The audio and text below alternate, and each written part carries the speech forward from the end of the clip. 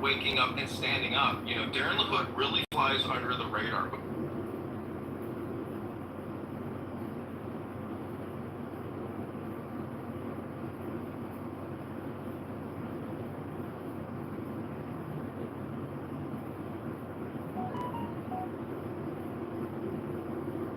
And the manifestation of Newitt, the unveiling of the company of heaven. Every man and every woman is a star. Every number is infinite. It is the difference. Help me, O warrior lord of Venice, in my unveiling before the children of men. Be thou headed, my secret center, my heart and my tongue. Behold, it is revealed by Ios, the minister of all Pankrat. The cobs is in the coup, not the coup in the cobs. Worship then the cobs, and behold my light shed over you. Let my servants be few in secret. They shall rule the many in the known. These are the fools that men adore. Both the gods and the men are fools. Come forth, O children under the stars, and take your fill of love.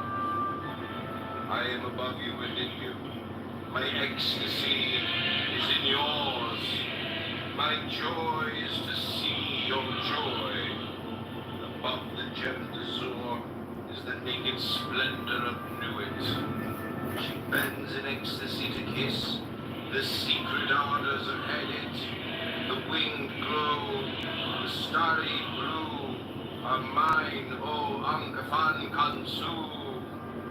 Now ye shall know that the chosen priest and apostle of infinite space is the prince priest, the beast.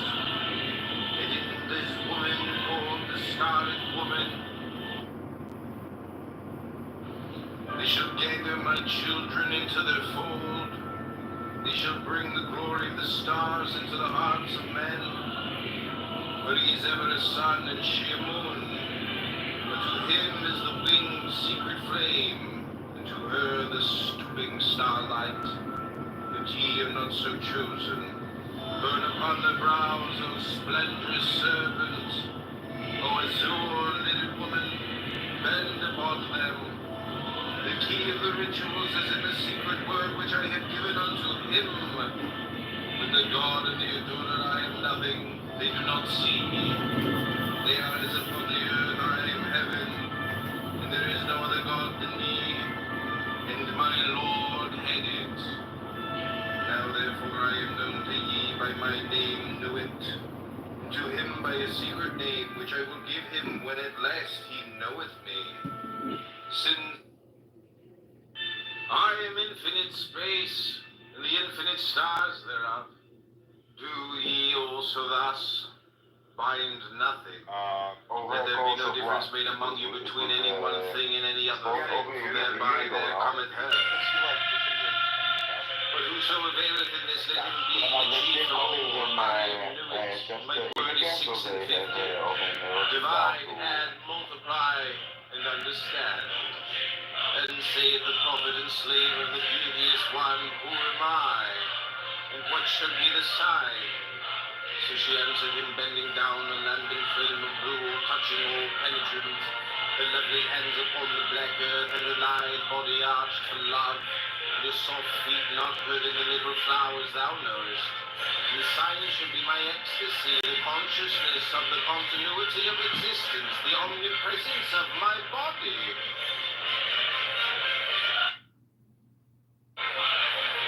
Then the priest answered and said unto the queen of space, kissing her lovely brows, and the dew of her light bathing his whole body, the sweet smelling perfume, oh, knew it. Continuous one of heaven, let it be ever thus, that men speak not of thee as one, but as none, and let them speak not of thee at all, since thou art continuous. None breathe the light, faint and fairy of the stars and two. For I am divided for love's sake, for the chance of union. This is the creation of the world, that the pain of division is as nothing, and the joy of dissolution all. But these fools of men and their woes care not now at all. They feel little what is balanced by weak joys. But ye are my chosen ones. Obey my prophet. Follow up the ordeals of my knowledge. Seek me only, and the joys of my love will redeem. Obey my prophet. Follow up the ordeals of my knowledge. Seek me only, and the joys of my love will redeem me from all pain. This is so, I swear it by the vault of my body, by my sacred heart and tongue, by all I can give, by all I desire. Hello? Hey, what up, John? How's it going? Hello, John. How are you doing? I'm good. How are you? What's up? I'm good, thank you. What's about, Congressman? Then the priest fell into a deep trance, or swoon, and said unto the Queen of Heaven, Write unto us the ordeals, write unto us the rituals, write unto us the law. But she said, The ordeals I write not, the rituals shall be have known, and have concealed, the law is for all. This that thou writest is the threefold book of law. My scribe, Auntefan Consu, the priest of the princess, shall not in one letter change this book, but lest there be folly, he shall comment thereupon by the wisdom of Ra or good. Also the mantras and spells, the Obeah and the Wanga. The word of the law is Thelema, who calls us Thelemites who do no wrong. If he look but close into the word, for there are therein three grades, the hermit and the lover, and the man of earth. Do what thou wilt shall be the whole of the law. The word of sin is restriction. O man, refuse not thy wife if she will. O lover, if thou wilt depart. There is no bond that can unite the divided but love. All else is a curse. Accursed be it to the eons. Hell. Let it be that state of manihood, bound and loathing. So with yet thy all, thou hast no right but to do thy will. Do that and no other shall say nay, for pure will and assuage the purpose. Delivered from the lust of result is every way perfect. The perfect and the perfect are one perfect and not two, nay and none. Nothing is the secret key of this law. 61, the Jews call it. I call it 8, 80, 418. But they have the half. Unite by thine art so that all disappear. My prophet is a fool with his one.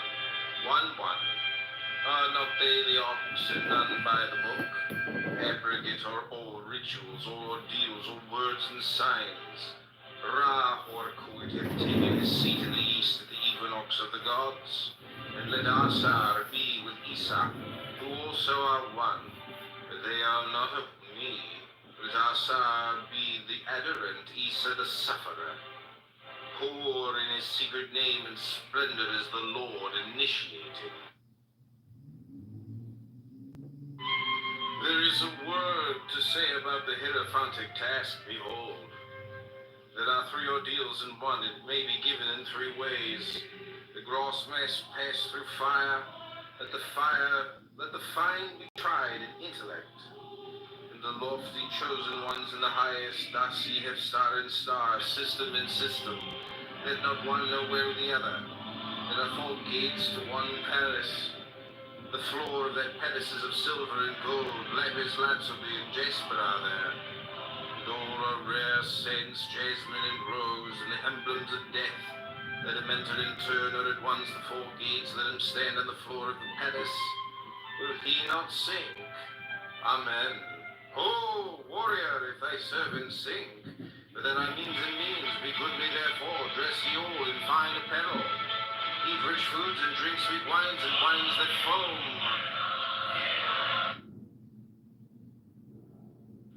Also take your fill in will of love as ye will. when, where, and with whom you will, but always unto me. If this be not aright, if ye confound the space marks, saying they are one, or saying they are many, if the ritual be not ever unto me, then expect the direful judgments of Ra or Quit. It shall regenerate the world, the little world, my sister, my heart and my tongue, unto whom I send this kiss. Also, O scribe and prophet, thou, though be of the princess, shall not assuage thee or absolve thee, but ecstasy be thine, and joy of earth ever to me, to me. Change not as much as the style of a letter, for behold, thou, O prophet, shall not behold all these mysteries hidden therein.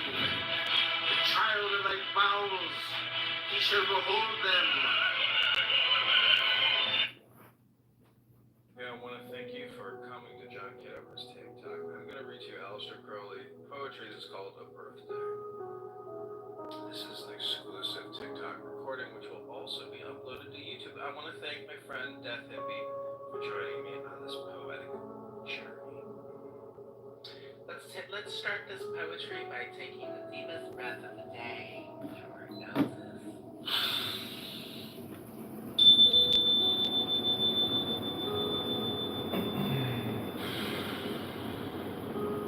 Full moon tonight, 6 and 20 years since my full moon first broke from angel spheres. A year of infinite love unvarying, no circling seasons, but perennial spring. A year of triumph trampling through defeat, the first made holy and the last made sweet. By this same love, a year of wealth and woe, joy, poverty, health, sickness, all one glow, in the pure light that filled our fold. Of supreme silence and unmarred extent, wherein one sacrament was ours, one resurrection, one recurrent core, one incarnation, one descending dove, all these being one, and that one being love. You sent your spirit into tunes, my soul yearned a thousand melodies to insert. Its happiness had left no flower unplucked, that might have graced your garden. I induct tragedy, comedy, farce, fable, song, each longing a little, each a little long, with each aspiring only to express their excellence and my unworthiness. Nay, but my worthiness, since I was sensed and spirit too of that same excellence. So thus we solve the earth's revolving riddle. If we write verse, and you, if you will, play the fiddle.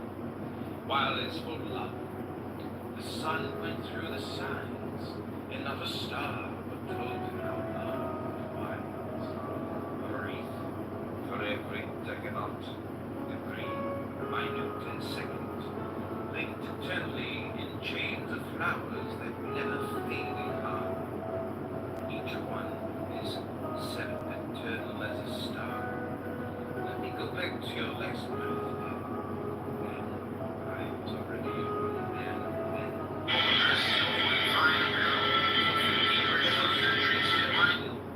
We lay with the flowers. Oh, warrior, if thy servant sing, whether I We have right to be a verse created yet another universe. We work together, dancing bright and spell, arousing heaven and constraining hell. We lived together, every hour of rest was hoodied from your tiger lily breast.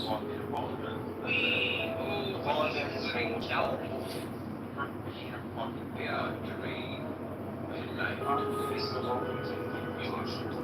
Was I afraid? I was afraid. All you have to say is, I'm sorry. Afraid to live and then that's it. Friend who made the serpent. Bitch. I did Okay, and I'm a tribal citizen. Free That's what I my did. ass. I'm here. I declared for the king. 100%. That's a good school system. That's a good 6 weeks. Alright, I'm gonna call. I started. Don't you. Don't. Get out of Because my America lets country, people bitch. into their country. You guys are stupid. You guys let every culture come in. You took advantage of So what you're saying is you were being disingenuous. So you and your family line are disingenuous people. Okay. Well, I'll put that in my roll. I'll put that in my mental Rolodex. Why do you guys attack my country? Oh, Somali's not the word. Because all your It's fucking full of garbage. dude, it's a bunch of warlords that fucking do nothing but kill like innocent people all around them. We have a government. Bro, let me tell you something. Their country is trash. It's You want our garbage. president's I'm name? telling you. Do you want our president's name? Google Somali trash streets on Google Images. You're gonna have thousands of pages of it.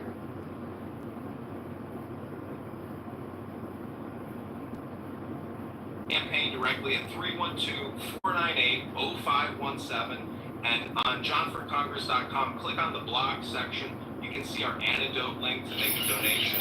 I'll update the site after this interview because hopefully I'll push it out and we'll get a lot of views and raise more money because, you know, I live in Chicago in the Northwest Side. I'm going to drive up to Rockford. I'm going to drive to Peoria. I'm going to drive to Bloomington and Normal, Illinois, and I hope to meet people in the streets or at the bars or at the train stops who have watched this video and want to sign on the petition to defeat Darren LaHood.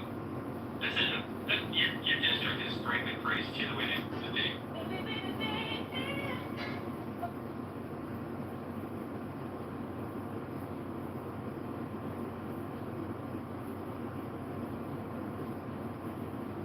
Obfuscated through, quote unquote national security or classification.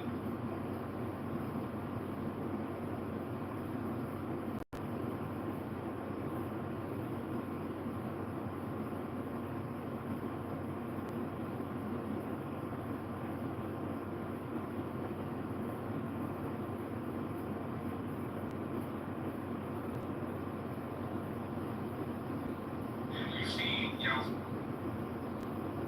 obfuscated through, quote unquote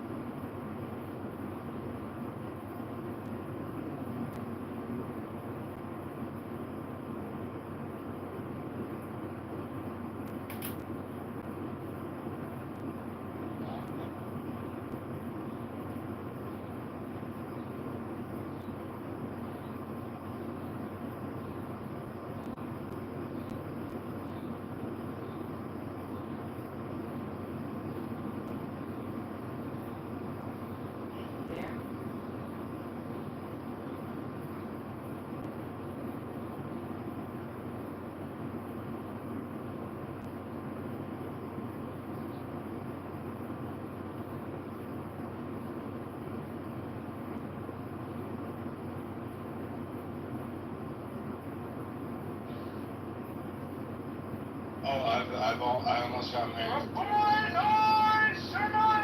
Here's Eric. Top women in the world. Oh, Eric. Yeah, Eric, come up. I only best features. Married as and dozens. All of them female. Oh, Eric.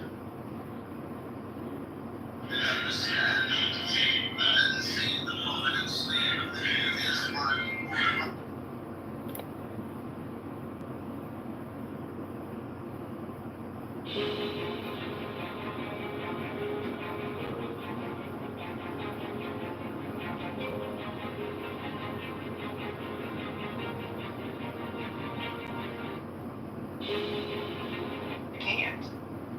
And so, and there will be more things like that come out in September as this heats up. You alluded to, the obfuscation of potential foreign involvement when it comes to Epstein in this operation, and that brings me to the next thing I wanted to talk about, which is the Las Vegas case that occurred this month. It really got a lot of traction in a bad way for the administration, and this Israeli cyber official was caught up in a sex ring sting in Vegas that was at the federal, state, and local level, a task force that was that combined all of those elements, and he was allowed to leave on a $10,000 bail and leave the country. When he's a foreign national and he did not have diplomatic immunity. And the similarities between the Epstein case and this particular case, especially right now, are striking to me. Do you want to comment on that? Yeah, I waited a few days before I did post about it because I wanted access to the primary sources, and then when I saw the police records and the interview summary, that's when I put something on my page. Because every time I see something like this,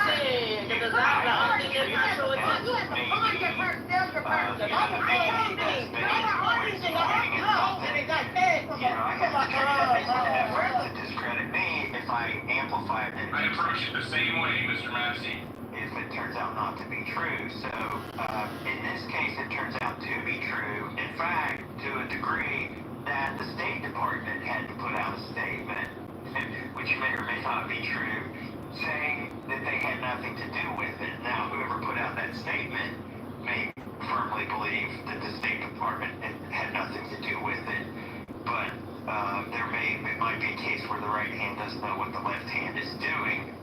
And the real question is, why did they allow it to happen? How did this happen? And I do agree with you that this alleged perpetrator, he's innocent until proven guilty, but the 100% he is. Yeah, but the alleged perpetrator is, I've always said, there's this category of people, they're either rich, powerful, or politically connected. And in this case, this individual doesn't seem to be rich or powerful, but he was politically connected. And so he got to leave the country. I guess the proof is in the pudding. Does he come back for the court case? I can't. And so, and there will be more things like that come out in September as this heats up. You alluded to, the obfuscation of potential foreign involvement when it comes to Epstein in this operation, and that brings 581, but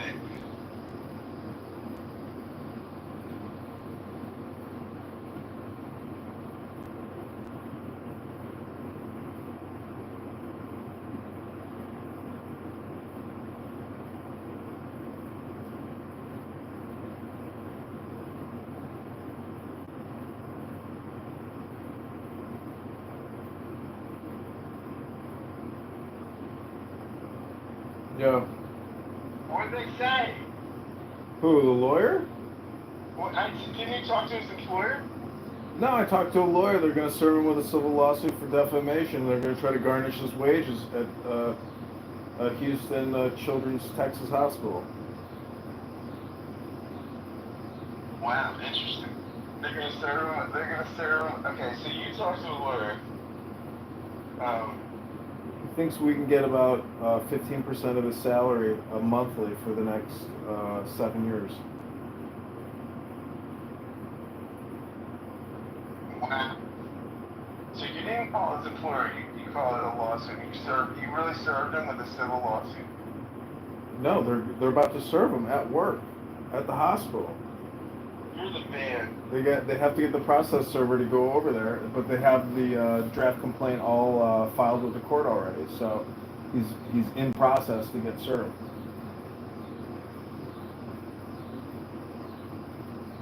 Nice, dude. Yeah, you can't come on Clown House and make death threats against our beautiful Janie. Not under my watch. I love it. I love it. Nope, not when you're running for Congress. I can't let people get away with death threats while I'm trying to campaign here. It ain't kosher. Sorry, Brad.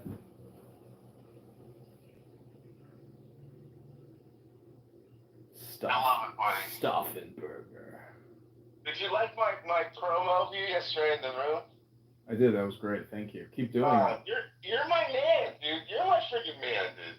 I couldn't stick around because I started recording Thomas Massey talking about the Epstein files on X. So I was like, you know what? I'd rather film Thomas Massey than sit here and get shot down by Gary. So I'm going to record Thomas Massey, and I left the room.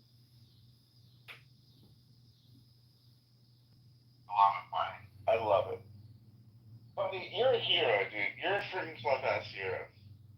Well, and not a real life zero. There's other things I could say about Brad Stauffenberger out of Houston, Texas, at the Children's, Houston, Texas hospital. He was in Minnesota. No, he updated his LinkedIn. He travels a bit, I'm sure, for the hospital group, but it doesn't matter. The point is, he defamed me for 2 days, slandered me, libeled me, and he's not going to get away with it. You can't come on the internet and say the things he said for 2 days straight without repercussions, especially when I'm live streaming for my campaign. And you can't make death threats against women on the internet. And you can't make death threats against young men on the internet that you got beefs with. It's illegal. Do you know which federal law makes that illegal, Scott? What's that? Do you know what the acronym LMGTFY stands for? Do you know what that acronym stands for? No. Let me Google that for you, Scott. Let me Google that for you.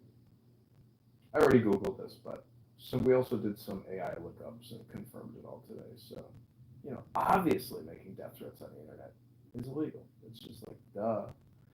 There's one thing you don't want to do with your life, and that's go on the internet and make death threats on social audio apps. It's just not going to work out for you.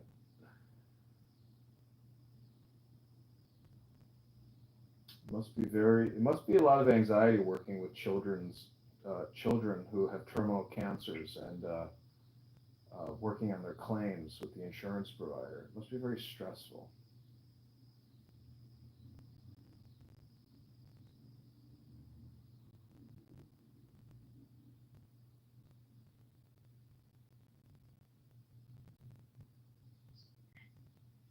Well, let's do a show for campaign candidate Congressman Kitover. You want to do your first interview with me? Because I did a big podcast interview last night. It went very well. That? It went great, but then he got all upset with me today, and he kept messaging me saying, "I own the IP, I own the copyright." He's like, "You can't release your version until I release mine." I'm like, "Okay, fine."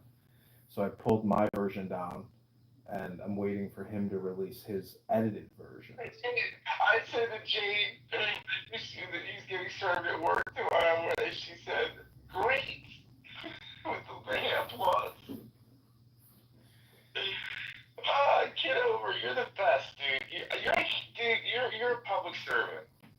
I am. If I was working for the FBI, I mean, it'd be the same issue. If I was monitoring this app on behalf of the FBI, he would get a cease and desist letter. I would arrest him, but I would definitely send him a cease and desist. So he's aware. I don't even think he's aware of what he's saying half the time, because people are saying that he's shit-faced when he's making his death threats. So I don't think so, though. I think he's sober. That's the scary part. So, anyways, we'll see what happens with that. But if he can fund this campaign for $20,000, over the next couple months, or we might be able to force him into a settlement, where we'll negotiate for like 10 grand and just call it quits. But he's gonna pay up. He had a big mouth for 2 days. It's all on video on 13 different YouTubes on Clubhouse. Well, they deleted the Clubhouse account that I had the recording on, but it's still all over YouTube. So How did they delete it? Why did they delete it? they deleted 4 of my Clubhouse accounts in a mass purge. They took out everybody who was involved in stirring the pot with Pepe and Brad and JB, and other people got clipped as well. People are also saying it's Amir and his group of ragtag terrorist supporters on Clubhouse. So nobody knows for sure because they don't tell you, why they suspended you. So, but here I am. I mean, I created a new account and we're campaigning again. You can't stop this this love train, this love boat. This city was built on rock and roll. If they clip your account, can you start an account with the same phone number? No, you got to get a new number. So there's an app called Text Now. It lets you use a burner number to create the account. And then I can get a burner number. I just cancel the subscription. I just use it to create the Clubhouse account. It's the cheapest way. It's like $2. And there's a free account or no? It's $2. That's how you build the city on rock. Rock and roll. Yeah. All right, Scott. Anything else you want to talk about? But let's set up this interview with candidate Congressman John Kitover. I would love for you to publish it on your publishing platform, and I would pay you for the publicity for the press. The campaign will pay for your dinner. Oh wow! Look at you, buddy. You're the man, buddy. I find, dude. I'll tell you what, buddy. You're a bright spot on the end.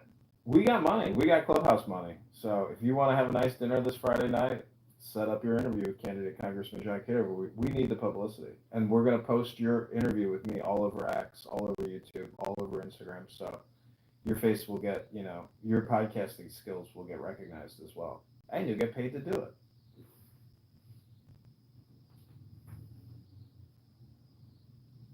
Okay, I'll talk to you soon. All right, buddy. Later. How's your evening going? Oh, it's going great.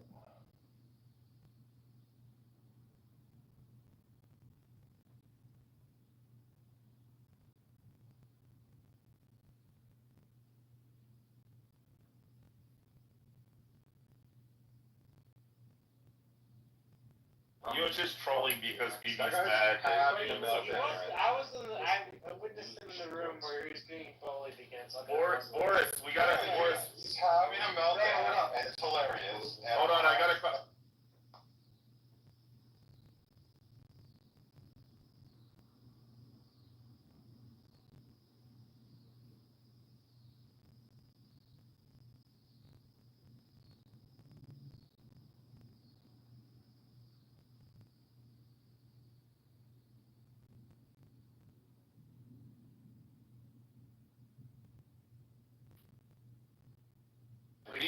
BB's all mad about it. Well, allegedly. I know, BB's really upset that I sucked his balls. He realized that he didn't like it out. So I'm holding room out for him. No, I was like 19 years old. I'm like 36 now. It was like a long time ago. Yeah, Boris, he was just Muslim for a day. That's all he was. Yeah, I was just Muslim for a day, and I decided to suck a dick. No. Whoa, as a Roman Catholic, you can't say that. That's not nice. No, it was a brisk. It was brisk and short. It was short. The other awesome. Yeah, I know. It was brisk. You guys didn't hear the double option. Never mind. No, I thought that was funny. I thought that was funny. I got it. No, but the other problem that BB doesn't understand is that my wife is on this app too. So I have a fucking wife and fucking baby. So my wife is literally in this room right now. All right, you can concede that you're at least bi. He doesn't have to concede that. No, I would say that I'm straighter than most dudes. Yeah. No, this is the part that John Kitover. Hey, hold on. John Kitover down in the audience is by. Bring him up. Wait. Look at John. John's like, I've never. No. This is the part that I love to troll. It won't let me do the laughing emoji. Let me do the troll. Wait, let me do the troll. Okay, so. No. So this is the hilarious part, is that the majority of the dudes that get upset about this are single dudes who have never procreated. Yes, it's Lila your wife. So I think that Sarah's his fucking wife. hilarious. Yeah, Sarah, Sarah's my wife. Very sensitive part of it. Yeah, Sarah, right above them. Right above you, boy. Wow. No, I just make babies with Sarah because she's my wife. Yeah, but that's like double penetration. So when you're sucking on penis, you're. Whoa. No. Boris, he's only sucked one penis. He sucked one penis, but he realized he didn't like it afterwards. Yeah, I didn't like it, and I didn't want to do it again. Yep. I agree. No, He sucked one dick, he sucked them all. That's weird. Guys, That's fucking it weird. shows a certain magnanimity. It shows a certain magnanimity. Wait, George is just mad because he sucks off fucking McDonald's employee. It's a He also social like the body shaming and shit. higher mammals. Yeah, no. So the thing that I find funny though is that the people that have wives and children don't give a fuck. But like the dudes that like are single and live in their mom's basement, they have like a problem. So that's where I fucking Start wives and children. yeah, when you're sucking a dick, like they literally the fucking incel dudes are like all over it. Bonobos are more okay know, with but it you than do- gorillas. I know, but you talked about sucking dick earlier, so like you don't care. And the West, you got a lot of. In America, you got a lot of aspiring bonobos. So it's all the people that don't have wives and don't have children and aren't procreating that have a problem with it. Yet it's like fucking like incel dudes that have a problem with it. You can't like find them. So No, I wish. God, I wish I was fucking procreating. So you and the Greeks had African mating patterns. They were matriarchal. They had full female sexual selection, which is why they had the statues and all the beauty. Oh, Boris, did you see that we ran Roger Mayhem off the app? Nope. Oh. Who's that? You know Roger from Healthy Oh Debates? God, that guy's a fucking Mojo. You Remember Mojo, Boris? earlier today. The libertarian guy from Washington. Oh, is he on holiday now? What's that? You and That's where he's from, David. no. You don't realize, you don't remember you were drunk that night. Okay, Like so every other night. so Jonathan also has like inside doxing information about somebody he released today. I don't know if he wants to talk about it, but I'm not gonna dox anyone. I don't care about doxing anyone. No, he's talking to John Kitover. it was somebody else that. Was it John Kitover? Yes. No, he I'm had not gonna information. dox anyone. Oh, what did he have? I'm not gonna say unless he wants to say. I have the back channels. I already know about all of it. Like, I'm not gonna fucking release that shit. Like, honestly, I'm not gonna dox people. That's just like bottom line. What I will do is I'm gonna name every room BB is like a fucking black dick lover for the next like fucking 6 months. No, you said it wrong. It has to be big black cocks. Can't Wait, yeah. What was it? If BB loves BBCs. Or BBCs. I mean, that's pretty good. But I mean, I just kind of want to say like a black dick. Yeah, it has to be a big one. Straight out. No, let's not say that. Dick Yeah, it has to be like West African nice Wesley Snipes and like 14 inches long. Like okay. You always go to black. No, I'm gonna literally fucking go after BB harder than he ever has ever gotten fucked in the ass. So yeah, no, I'm gonna fucking go after him. I don't care. John, come on. I want to hear what's going on. Well, no. If Ewan doesn't want people boxing in this room. Oh yeah. Don't bring him up. No. No, I mean, John, come up. I already know everything about that guy, so like, I don't give a fuck. The back channels are so fucking annoying. I don't care about that shit. I don't want that shit. I don't want the fucking details about someone's life, to be honest. Yeah, but that was like okay. So, but Ewan, to his whatever. I mean, the fact that somebody is suing somebody for civil damages, that's pretty big. John, you can't put a baby chicken. You have to put a rooster. I mean, that guy called me a faggot, so he can go fuck himself. My wife is literally, like, in the room right now. I mean, I wouldn't call you a faggot. I would just say you're bi. No. I'm not even bi, dude. I tried it once and I was like, oh, it's not me. Yeah, there's no take backs. No, he what, John? I was talking to John. He wants to be. David, are you drunk? I was talking to John in the fucking audience. I invited John up, but no, I don't know. David's just drunk and he doesn't know what's going on. I don't read the chat. I never read the chat. No, you can see him down there and it's fucking, No, I got it. I like you, whoever the fuck you are. Like, I don't even know what your name is on this app. Like, you're like fucking. Oh, okay. You gotta ask. Yeah, 3x plus 1, Rich. Okay. So, Rich, we gotta ask you, Rich. We gotta ask Norman now. That's the question. Oh, what? The BP question. If it makes you. Oh yeah, Norm. What should I name tomorrow's? No, that's not it. You gotta ask him if the one at one time. I don't think.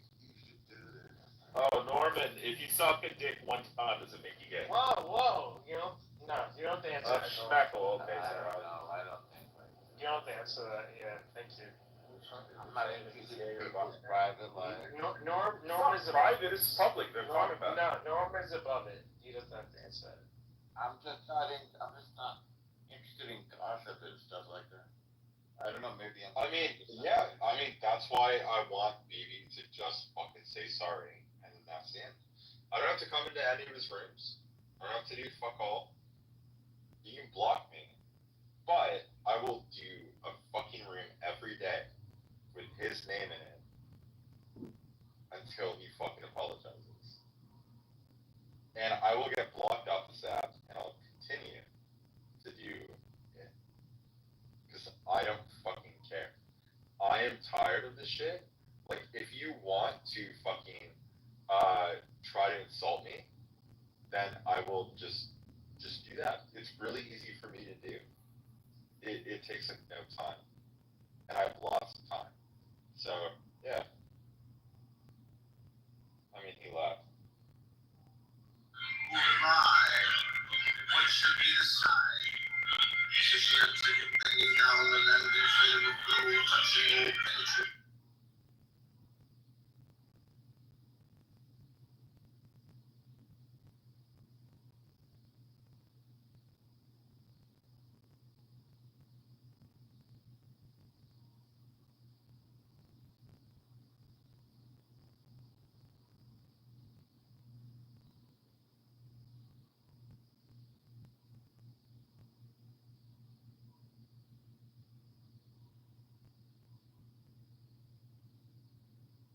Said to what I said is because what I said earlier is how you operate on a macroeconomic scale.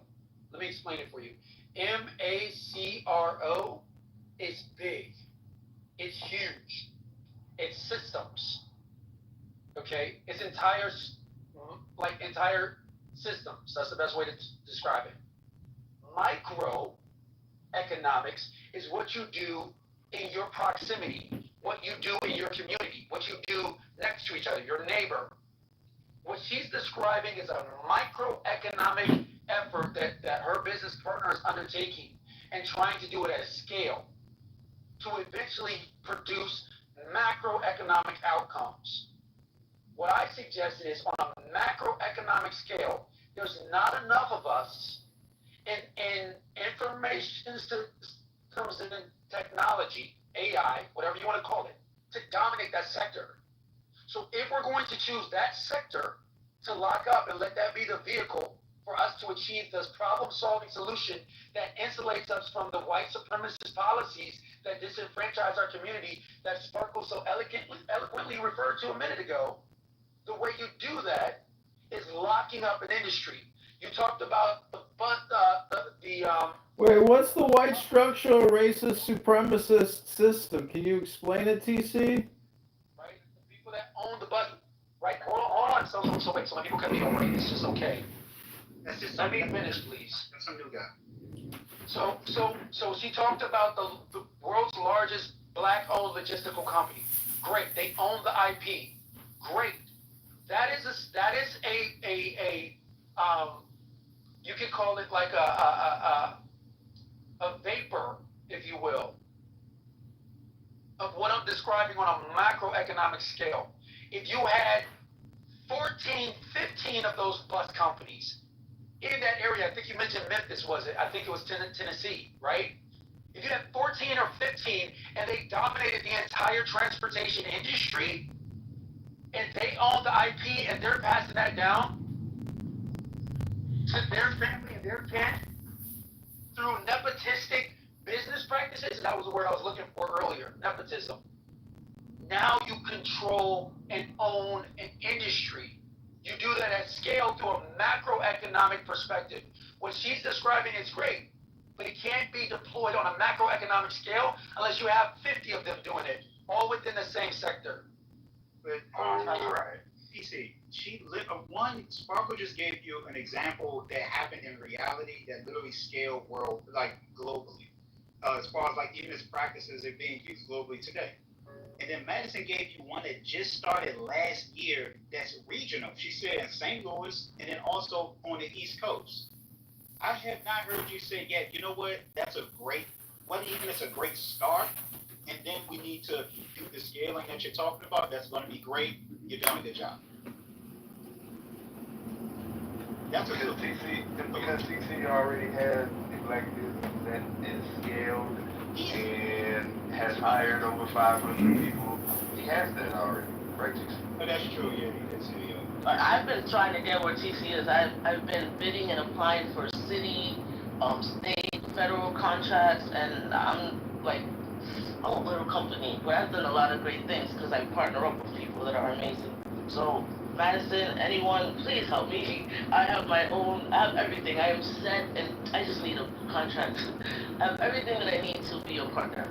Oh, also, I just want to mention, because I don't like any black person who might feel behind, like historically, again, those other individuals, the Chinese or the Indians, they were culturally, within their own countries, forced to focus culturally on their workforce. And then they were deployed to the United States.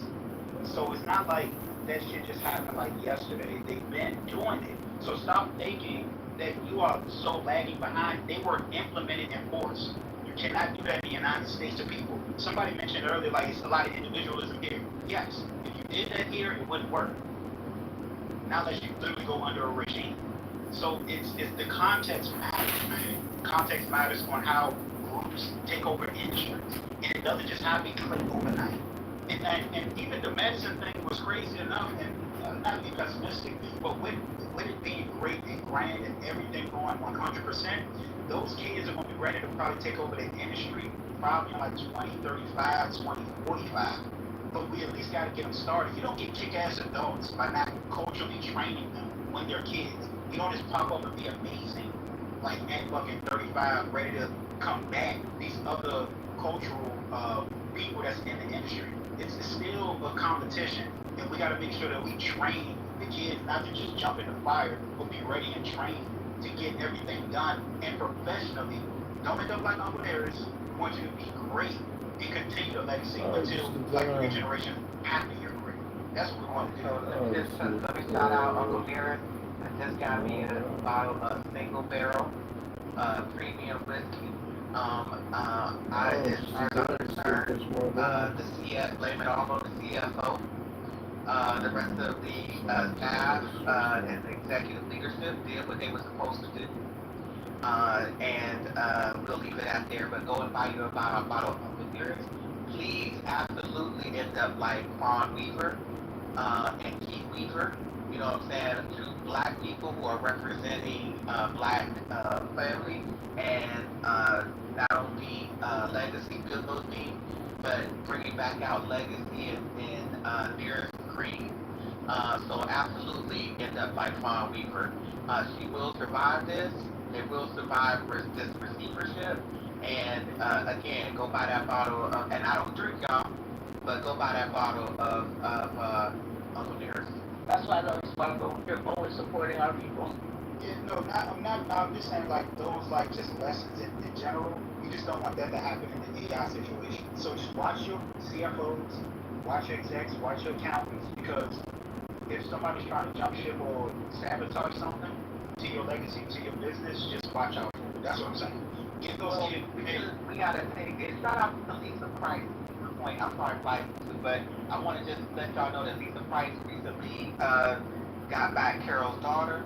So I want y'all to understand this is why when we have these conversations, if we can't mention the policy, legislation, and things that were put in place in order to allow for these things to happen, allow for people to take over entire industries. I don't think y'all was thinking in the 1800s that other groups of people owned the black hair care industry, right? Do y'all believe in the late 1800s that another group of people owned the black hair care industry? So what another group of people own the black hair care industry in the 1800s? Get out of your emotions. What does that have to do with Get out of your emotions. Look at the policy and legislation that allow for what happened today. Get out of your feelings and look at the legislation that happened. Because if politics got us into this, then it might seem like we either don't have the right representation in those places, which we don't. We have to actually reconcile with that. Because I don't care what you do, what industry that you call a regular.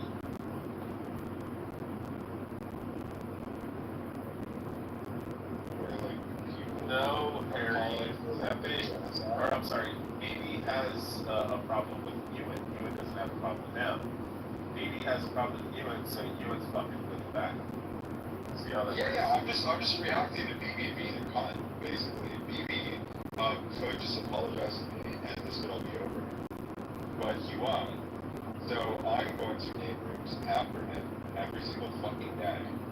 And it's not gonna end until he fucking says I'm sorry, bro. That's all. I just want sorry. And even a Canadian, because I know he's in fucking Canada.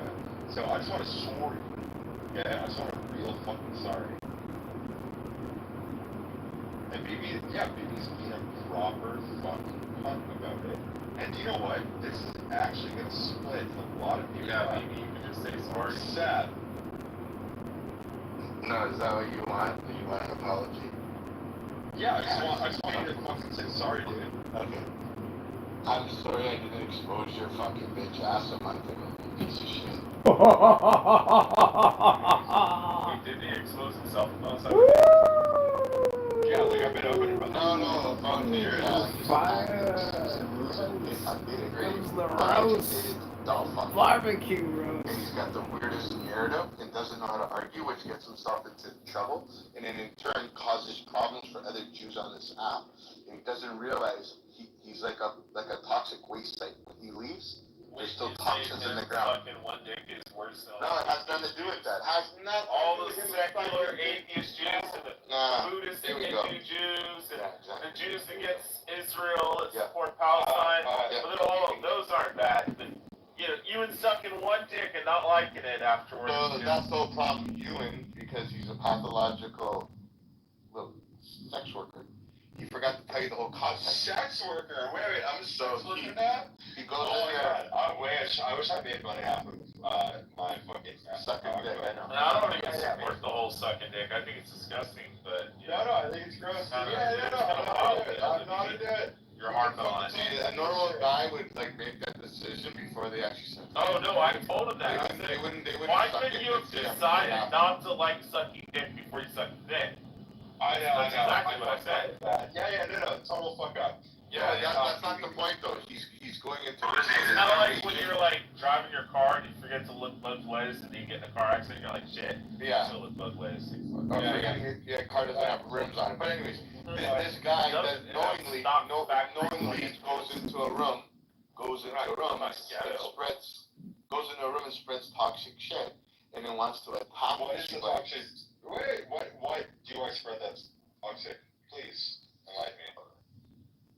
Okay, so you go and get there, because you're dumb, right? So you don't understand social cues. So when somebody's saying, hey man, don't listen, hey man, don't, oh my god, fuck. So when somebody says, hey man, don't attack people's religions in my room, attack what happened on October 7th instead. Because you can come up with those facts easy, even an imbecile can. But you're going into religious shit, you're not going to be able to back it up. And I guarantee you, they're going to talk about, don't interrupt me. 9, 29, 29, 30. So hold on, so then.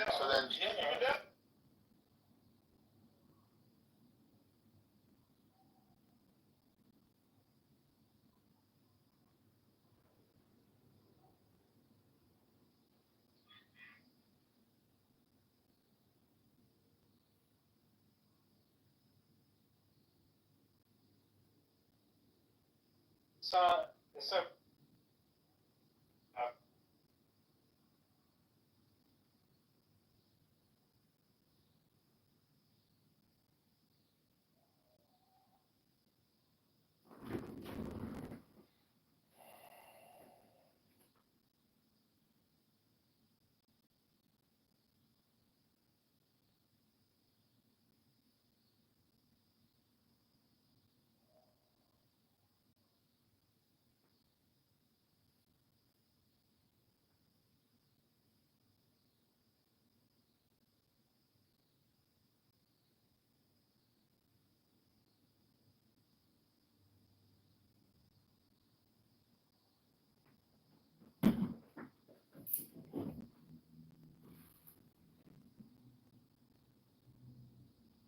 They have like a whole facility over there, like startups. You're going to win an argument against people about their religion. BB sounds hurt. Dealing with fucking low IQ people, you're never going to win that argument. I have a 141 IQ. Every room is going to be named after you for the next 60 days. Do it. And it's going to be your theory. You're going to have that age. I love it. Do it. No, honestly, you are so fucking dumb with the shit. Do it. You. Right, because I don't submit to you. No, I'm sorry, bro. And you're problematic. You say I'm sorry. Are you joking? I'm sorry. I didn't fucking block you. I'm sorry. I don't want to be in your life, and I can't slap the shit out of you. I hate that Canadian sorry. You know what I mean? Yeah. I know that sorry. It's like a fucking person, alright? God. It's like the most disingenuous, like, sorry, too. Fucking. So now you have a problem. Okay, so, hey, Ewan, you know so much about Canada. Why don't you just meet me and we'll talk about it? I'm not going anywhere near you because you're a psycho. Why? No, why? No, I'm not psycho. Why don't you just meet me? We'll talk about it. BB might want to try to suck your dick, Ewan. I know you might try to suck my dick. He might try to pin you down and bully you. I tried it once and it wasn't. Oh my God, drop buttons! Keep thinking, bro. Keep thinking. Honestly, I love it. Nobody goes to your rooms anyways, BB. You're not like. I know. Don't threaten me all the time. You can encourage people that are arguing. Yeah, arguing with resistance on stage. Yeah, that's interesting. Oh, you think you're gonna? Oh, that is the part where you think that you actually gonna threaten me. I'm gonna comply. Bro, you can suck another dick. I'm still with you. No, he's giving you an out. It's not a threat. Yeah, fucking every room is giving you an out. That's good. Thank you. He's saying if you just apologize, no, I ain't gonna apologize. You stop being a fucking dick, is what he's saying. Yeah, you're like pulling the fucking loser. Yeah, be more Canadian, bro. I'm pulling the look who's the loser, bro. Oh, it's alright. Hey, wait a minute, Ewan. He's already said the word. Hold on, Ewan. Shut the fuck up, BB. You already said the word sorry. Remember, because I said that it sounds disingenuous. You said it. You already apologized. Weirdo. You did. You apologized already. Yep, he already apologized, Ewan. He already said sorry. No, I'm sorry. It sounds like an ingenuous nice. Tomorrow, Yep, take tomorrow that the room is sorry. going to be called BB Loves BBC. That's With going a to chocolate bar and a fucking eggplant afterwards. I double David and try and character assassinate to that. Love it. On the It's phone, gonna be I do every that day. all the time. It doesn't have any repercussions or consequences. Oh no, I know. Every day. Yeah, it's because they're not me. They keep doing it. So, I mean, I'll get clicked and then all Three the other people that are. Yeah. No, legally. You and resistance marketing on Legally, I'm going to fucking really interesting, enthralling. No, it's not your name, BB. It's not your fucking name. That's my first. I don't hide. That's my first name, you moron. No one cares. Keep doing that. No, keep doing it, Ewan, please. Love it. BB is your first name. Yep. Thanks. Alright. But the weirdo, you open up a room about me in the name, like my name in the room. The title, that's it. I'm the weirdo. You're the obsessed sicko, bro. It's alright, you don't worry about it. I have 800 burner accounts. I'll hook you up, bro. It's against all policy. I got burned. Yeah. It's okay, Rich. Yeah, thank you for saying that. Recorded. So, You're welcome. Yeah, it's fine. That Yahoo. Yeah, we're just gonna run BB rooms just for you. We're gonna invite resistance. We're gonna invite resistance and Buttercup in here every day. you guys just meet. And resistance and Buttercup are gonna be on stage. No, we can talk. And Buttercup is gonna be a moderator, and they'll never go into your room ever again. And you'll have no one else to talk to. What's the matter? You It will be Harry and a couple other people in your audience. It's a Yeah, but what's the matter? You don't want to be able to write a check, you can't cash it. You want to write. I will go in and personally invite every person that's in your room into this room. So I'll do. I am We'll have better conversation. I am a Because Jew. you're boring and you're disingenuous. I'm a Jew that thinks you're a fucking. Harry, I have 800 burner I'm accounts. going to I run. generated them in Python and AI. What are you talking about? I am going to run a fucking room every day to make sure that you're not a bully anymore. I'm gonna make you a little fucking cunt. Yeah. I'll make you a bitch, me. Yeah, exactly. Yeah, I love it. That's amazing. That's so funny. Why don't you meet me? Just write a check, try and cash it. Honestly, I'd rather to meet you person. Oh, why don't we close this room right now? Or actually, you know what? Just change the title. We'll have it. Change the title to BB Hearts BBC Chocolate Bar Eggplant. He don't have the balls. He doesn't have the balls. No, I dare you to do it right now. You can't do anything about it. Grab the cojones, man. Do it. Oh, actually, hold on. Ewan, if you want to get away with it, write B1B1, so it's not BIBI, so you can't say anything. No. I'm actually not. That's amazing. B1B1. I actually will. Yeah, B1B1 Hearts BBC Chocolate Bar Eggplant. For the record, I know a lot about entertainment law, and maybe it's like talking shit right now. So, I will say this. Tell me what I'm talking I'm going to keep Tell me, this. what am I talking I'm going to keep this. Tell me, stop writing checks you can't cash. But tomorrow is going to be your name, because I think it's a fucking genius name. So, yeah. Oh, Harry, I can generate 100 new accounts on sleep. Black I coffee. just got entered like I'm supposed to be. I wake up and 100 new accounts. I'm not like John, I don't have to go out and buy phones to do all this. No, BB, you are so fucking hilarious that I just wanted to, you know what? I just wanted to make that. I don't know, I definitely don't know anything about Python, Harry, you're right. Does anybody know anything about satire law? Yeah. Yeah, so on BB, I'm gonna make a satirical recreation of your life on sat. So you're not going to find replays on this anymore. I'm going to keep it playing. The room tomorrow is going to be called BB Loves Big Black Coffee. Okay?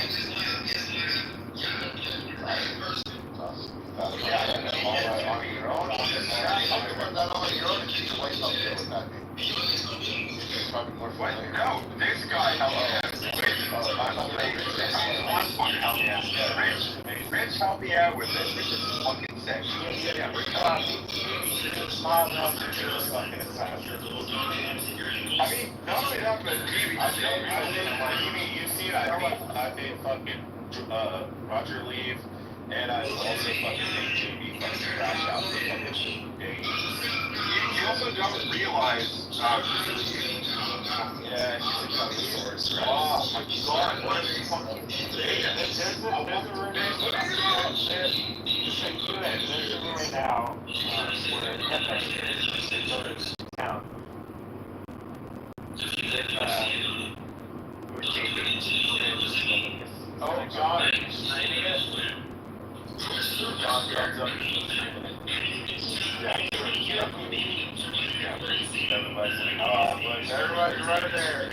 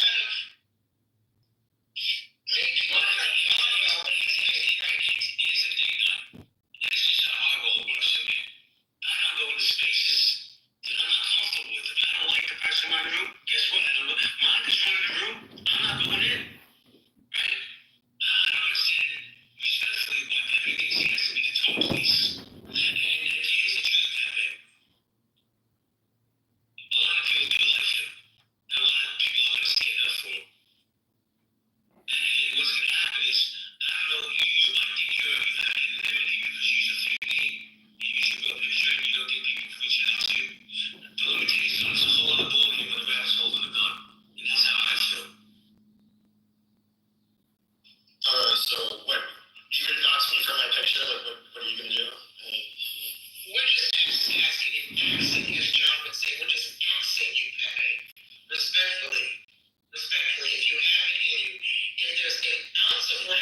this in your soul. Back off. Back off of this individual, right? Unless y'all got some personal beef that we don't know about, then cool. Do what you gotta do. But if you are targeting this person because of, you know, who he has in his space, how he hosts his rooms, what he's doing with John, that's weird, right? And it's like, it goes back to still the simple question. Surely you can't be that unhurt over how another man is running his room. You can't be. Because if you are, he's getting weird, he's getting mentally ill. No, I'm not butthurt. You know, I do kind of, he likes to be an asshole for his entertainment. I thought it was kind of entertaining to be an asshole to him, but he's nuts. I don't know what to say. Like, nobody's gonna fuck with him or give out his number. How did information get out about him? About his family, about his job history? How did that get out, Pepe? Because I know it wasn't me, it wasn't Nye, it wasn't Craig. How did that get out? Oh, his information is publicly available. Okay, once again, how did it get out, though? Oh, he did a live stream podcast with another individual that was on this app, and so once again, this was kind of common knowledge for a lot of people, and that had his real name on it, and so that's literally how it was. Okay, so the question I'm asking is, you ascertained information, how did it get it from you to some of the other people? I didn't give it to any other people. I disseminated that one picture, and it's a screenshot from the YouTube video. Well, the information that was sent to me, I find it hard to believe that all that was on YouTube. As a matter of fact, when I received this information, it was quite early in the morning. Maybe some of the details are a little bit fuzzy, but I could have sworn that the individual who gave me this stuff claims that it came from you, and whoever this other individual is that you are in cahoots with. And really quickly, to Jane in the chat, she says, does this individual really need defending? Let me go back to what you say. Do I need to defend him, or Jane, listen, I've already stated, he doesn't need me to defend him, right? He probably likely would appreciate if I shut the fuck up, but I was so rattled by just the audacity of all of this bullshit from yesterday, that I just felt the need to want to defend him. He doesn't need me to defend him, but I felt compelled to, for my own personal reasons. And, that's that. Well, let me say this, Pepe. 3 different people hit it offline. All saying the same thing. And 2 of them hate each other, so they don't even run in the same fucking circles. All saying that it was you. We talked about his family, right, where he lived, his job history. They all said it was you. They're all lying.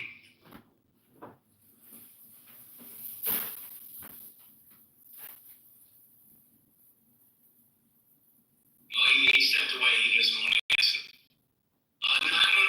Oh, my bad. I thought I was off mute. No, yeah, I said that he's basically a broke. He has a shitty job history. That's all I said.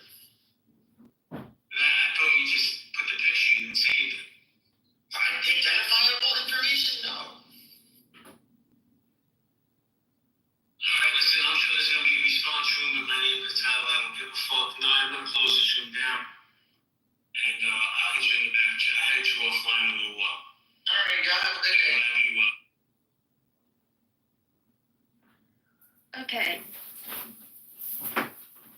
Okay. Hold on a second. Pepe, I'll let you talk in just a second. Again, that was the room that Pepe walked in. He walked in on his own. He answered their questions. They closed the room like they're getting ready to go to happy hour. Where was the outrage? Where is this? This is trouble. How dare you? Pepe answered every question. Every question. He's like, yeah, I did it. And he's like, oh, I heard, someone told me, and it was like, okay, and then JB said in another room, I thought I heard it and it's on stage and it's an audio of it. Again, where's the audio? JB even admits it at the beginning of this. Couple more things, Pepe, and I'm gonna go. I'm getting really fucking heated now because I caught a stray from all this. I didn't catch a stray. My fucking late husband caught a stray. Stand on your square. Are you gonna stand on your square on this one? Are you gonna stand on your square and apologize to every fucking service member that ever died in service for the shit you just said about them, questioning their service, questioning my children's fucking father? Are you gonna stand on your square as that? Are you going to stand on your square and do the right thing with that? Oh, how convenient. You won't. Oh, how convenient. Where's the outrage in this audio? Hello? Where is it? And to be rude. Like, oh, Pepe putting a picture. And this picture was my friend. And like, oh, you're going to be rude putting the picture up? You think it's rude to question if I'm a military widow? You think it's rude to drag me and call me a bitch and tell me if you want to see the size of his dick to like send me a DM? I don't need to know the size of your dick. I don't need to ask. I'll ask the 2 women that put your ass in jail for sexual trafficking. You know the La Quinta Inn? Where they were kidnapped according to news articles that you've shared, everyone shared on the net? You want to talk about rude? That's rude. And don't get me started on the tone police. Oh, Pepe, you're going to be the tone police because, you don't like Roger when he fat shames people and whatnot. Roger's my friend. And when you're talking about tone police, I don't think about tone police. I think about safety. The mental and the psyche of individuals on this app. We all know there's some people that are, not all there and that they, are looking for connection and real conversation. And then you flip the script and all of a sudden these people you've had blocked and aren't allowed in your rooms for years and you're calling them all kinds of names and you flip the script and you're like, they're the best. Come on in. Sure, you can stream my room. Sure, you're running for Congress. Yeah. This man, and he's a veteran, and this is why I feel very protective of it, is like not, in my opinion, not all there. And I worry about him because he is a veteran. And I'm thinking, are they playing with his emotions? Here he goes from being an outcast, no one likes him in his room because he streams rooms. And then now we're going to prop him up and do this. And oh, by the way, we're going to make you some money so you can feel like you can actually win this office place and get on the ballot. And then when this all happens, what happened? He had a room when Roger left the app and all this stuff. Was anyone in John's room? No. He was by himself, basically. How do you think he felt like that? How do you think he felt? Like, wait, what happened to all these people? Oh, they weren't really my friend. They really didn't like me. What? And I get it, we're all adults. But to play with people's psyche like that, the mentality is not nice. I felt like I was worried about John, and I was worried about Monica too, and I don't even care for her. And I'm like, that's not nice. I don't know, do they do it? It was very confusing for me. But to sit there and say like, oh, well, who are you, Pepe, the tone police? And it was a big troll, I can get it. Pepe say outrageous things. It's a 2-second troll. You know it's a troll, and it goes away as soon as you close the app or leave the room. This was like a bigger troll. And the reason why, and I asked Pepe, why did you put up this picture? And he goes, because he had a room and he was like talking about should fat people get taxed more. And I was like, I was in that room and I actually said, yes, I think they should. What do you think, Baby He's like, J? well, it's not just that. He does it all Baby the time. JB. Oh, we got Baby Pappy. I don't call it bully because I don't think anyone This could is bully very funny. me per se, but other people could take it as that. Again, he's my friend. I like him. I've known him since Clubhouse season 1. But that was the worry. So for I'm them live to say streaming like, this on YouTube right the now. arbiter of that, like we can't tone police. And the last thing, the audacity. It's the audacity that you shared someone's profile picture And the hypocrisy was, this person, he's not 6'3", 175 that he was sharing in a room. I heard it. I was in the room, and he was like, I'm 6'3", 175. And I'm like, okay, I believed him because he's my long-term friend. Why would he say anything different? And then Pepe saw his picture, and he was like, he's not 6'3", 175. And I'm like, well, it could be an old picture or whatever. He thought it was funny. He thought it was a funny way to kind of like troll him back for all the times that he's trolling, and he didn't like this big troll. Right? It's not a short troll, it's a long-term troll. Maybe it wasn't, but that's what it seemed like for anyone. Anyone that was in those rooms, they were like, what's the change? What's the change? You never liked this person. You never let them in your rooms. You never let them stream. What's the change? Even James said it. What's the change, Roger? Can you explain yourself? He's like, oh, no, we're going to support him. So we're not just making this up out of thin air. It's not one person's opinion. But to say the audacity, well, let me say it again. What's the audacity of you saying and lying and telling people that I doxed people and that my late husband was never killed or he never existed? Are you a racist or something? It sounds like you're a racist to me.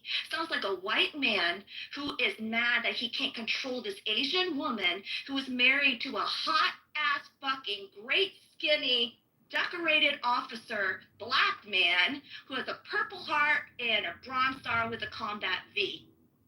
And if anyone that served, they know what that fucking Combat V stands for. And we produced 2 beautiful children. So, cry me a fucking river with your audacity. You take your audacity, you swallow it, and do what you said. Stand on your square. Stand on your square. So this audio I'm sorry I'm heated, but this audio just proves that Pepe went into the room. They asked him questions. He answered them. He didn't lie. He answered them.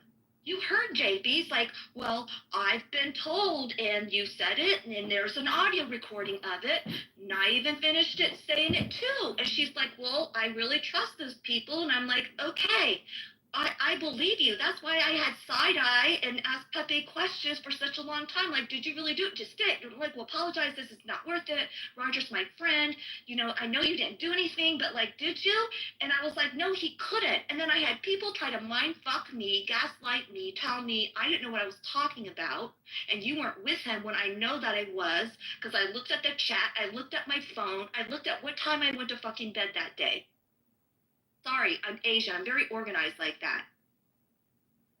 But this audio right now shows like, oh, how calm and cool. And this is the thing. The reason why JB closed that room is because he knew, oh shit, I can't yell at him about anything. There's no proof. There's no anything. So where's the rage and outrage now? Do you think that really justifies all the crap we've been through? Do you think it really justifies to the point, like, come on. I'm sorry, I'm done talking. I just can't stand the whole hypocrisy.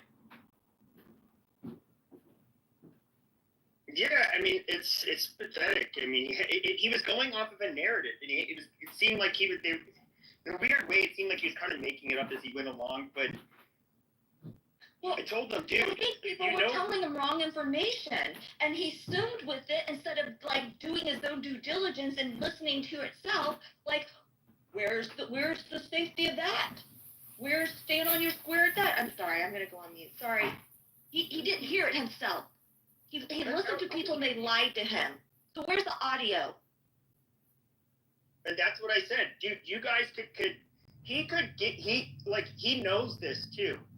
That would be the golden goose. The one, if he could provide the audio where I am saying any of the names of Roger's family, where he worked, phone numbers, addresses.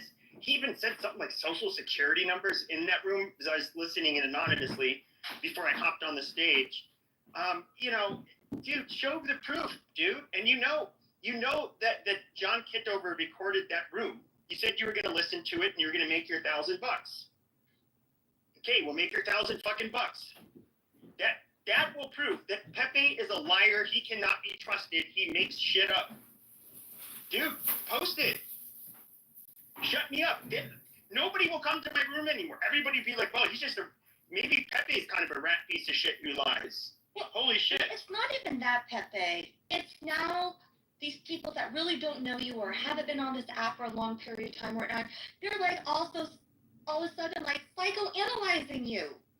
I'm like, what are you people doing? You haven't even heard what supposedly he said. But you're gonna judge him and psychoanalyze it and project it? You're gonna let other people like, oh yeah, that's bad. Pepe must be guilty. Must be guilty. Because he said some really bad words before. Yeah, he's been rude and crude and whatnot. You know, the audacity. But you're gonna like psychoanalyze him and label him in this capacity that is like not even fair. Not even true. But you're going to judge him and make other people think that he is just this doxer and whatnot. Is that what Jay's going to do to me now? He's going to call me a doxer? And where's the audio of that? Am I expecting for that? Sorry, Pepe. That shit pisses me off. No worries. I would say, that's the thing. And he does this. He'll do his response rooms where nobody can disagree. And otherwise he shoots them to the audience. This is all narrative. He can't produce evidence. And so part of this is that this show, I've always thought he was a slimy, and people, I talk on the back channels with other people on this app. I don't, there's stuff I will say to other people, not on this platform, but on another. They all know that I think I have like the lowest opinion, and I mean very low. Even when I was cordial to him, even when I would just acknowledge him and say what's up, they know that I thought he was an absolute fucking snake. I think he has some real issues mentally, mainly personality disorders. But with that being said, if you're going to make up some egregious lie about me, like, and totally try to like slander me and say that I'm this doxer, watch out for me, it's all funny until he ends up turning on you and he'll release your social security numbers. Dude, I do not involve myself in stupid social security numbers. I'm not going to risk felony charges over, clubhouse drama. Like, I'm not, that is so stupid. Yeah, did you hear Francie say that you're a predator? No, she said... She didn't say that. She said he might be because but she only could hear what. God damn! In the middle of my fucking voice. Okay, go ahead. But she said maybe on what she's based on what she hears, but but she's only heard this shit from like in Jay's room. So I mean, what information does she have? But with that being said, the fact that he would be willing to do this to me, and I completely accused me of doing this shit, calling me fucking, and I was listening anonymously while he was calling me a piece of shit. He called me a piece of shit several times. And the reason I even felt confident to go on a stage and answer the questions is because they were very cut and dry. Did you dox him? Nope. Did you give out any of his personal information? Mention his family members? Nope. It was that simple. And I knew since I know I did not say it, you're not going to find proof of me saying it. It's that simple. And he obviously, I guess it's now. I don't know if he's gonna. He obviously can't say he heard it because then he would have to provide the audio after the fact that he would have listened to. He's not going to find that. So he's going to probably stick to his guns by saying, oh, well, these people told me. Well, the goddamn video, the audio was recorded, dude. Just check the fucking audio. But he can't do that. So he's just going to go with the narrative. He has to save face. And so what I'm taking away from you, Jay, is the ability to not only control the narrative about me, but even about you. Okay, so I think you're a slimy fucking snake. I think you're a total piece of shit. And I making it very hard for you now to control that narrative. You didn't have a problem doing it to me. Should I feel bad about doing it to you when you're the one who was actually in the wrong and started it? Of course not. You deserve this. Deep down, you know you deserve this. So I'm going to drag your ass. And you thought you were going to come on here, make a room called being, if being nice is free, or if being nice is free, why is it so hard? I don't know. Was it nice that you were making a room to make yourself out to be a victim? And that somehow I'm the mean guy? When you started, you called me a piece of shit and accused me of things I didn't do and told other people to stay away from me because I might end up doing it to them. And even if you listen to that recording, he kind of made some very veiled threats, but when the rabbit has the gun, you got to watch out, or anybody can get touched. Even the presidents have been touched. Amazing. Now I know enough. This guy doesn't have the money, the capability. He can't do anything to me. He's not he's just breathing hot air. But your tough guy shit doesn't work. See, here's the thing. If I lived in Brooklyn right now, or you lived in Arizona, I would literally go live on Instagram and say, let's meet up. And I would tell you all of this stuff to my face. Now, I know you wouldn't, and you wouldn't be able to hurt me. I fought for years. You don't. You. What the fuck do you have? Now, he's only an amateur, but you don't have shit.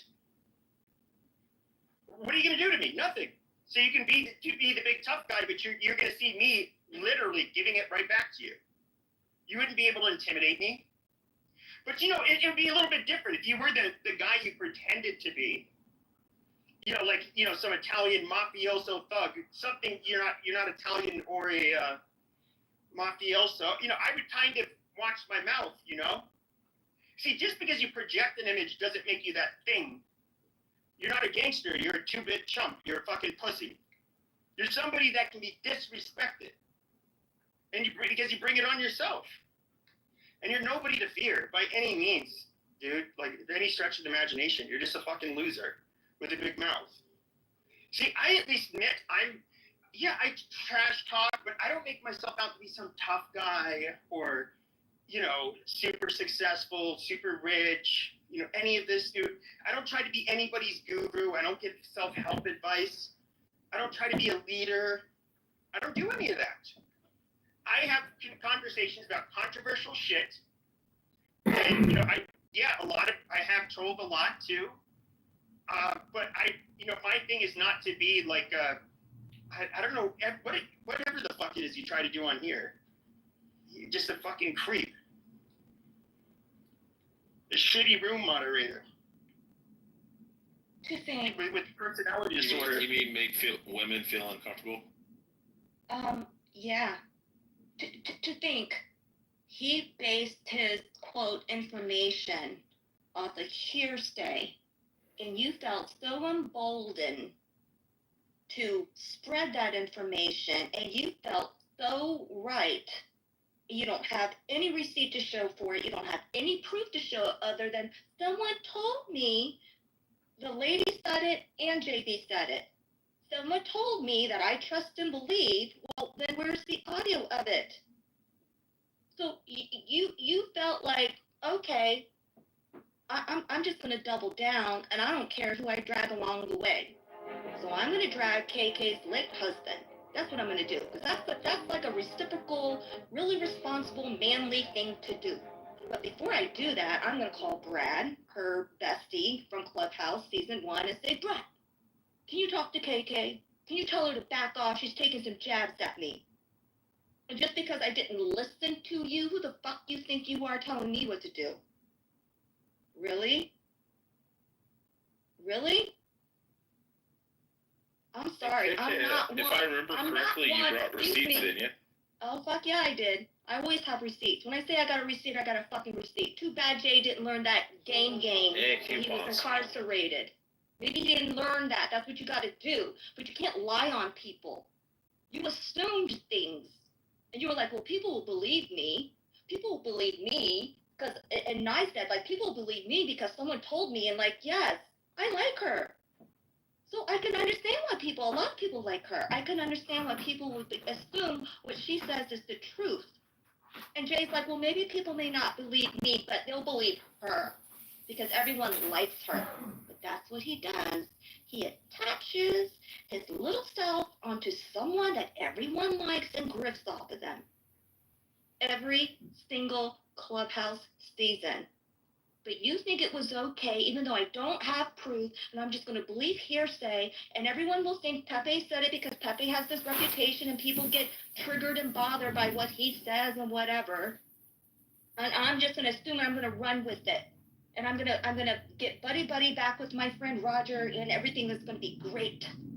But you thought it was okay to drag me into this. You got mad because you couldn't control me, and I read off the internet.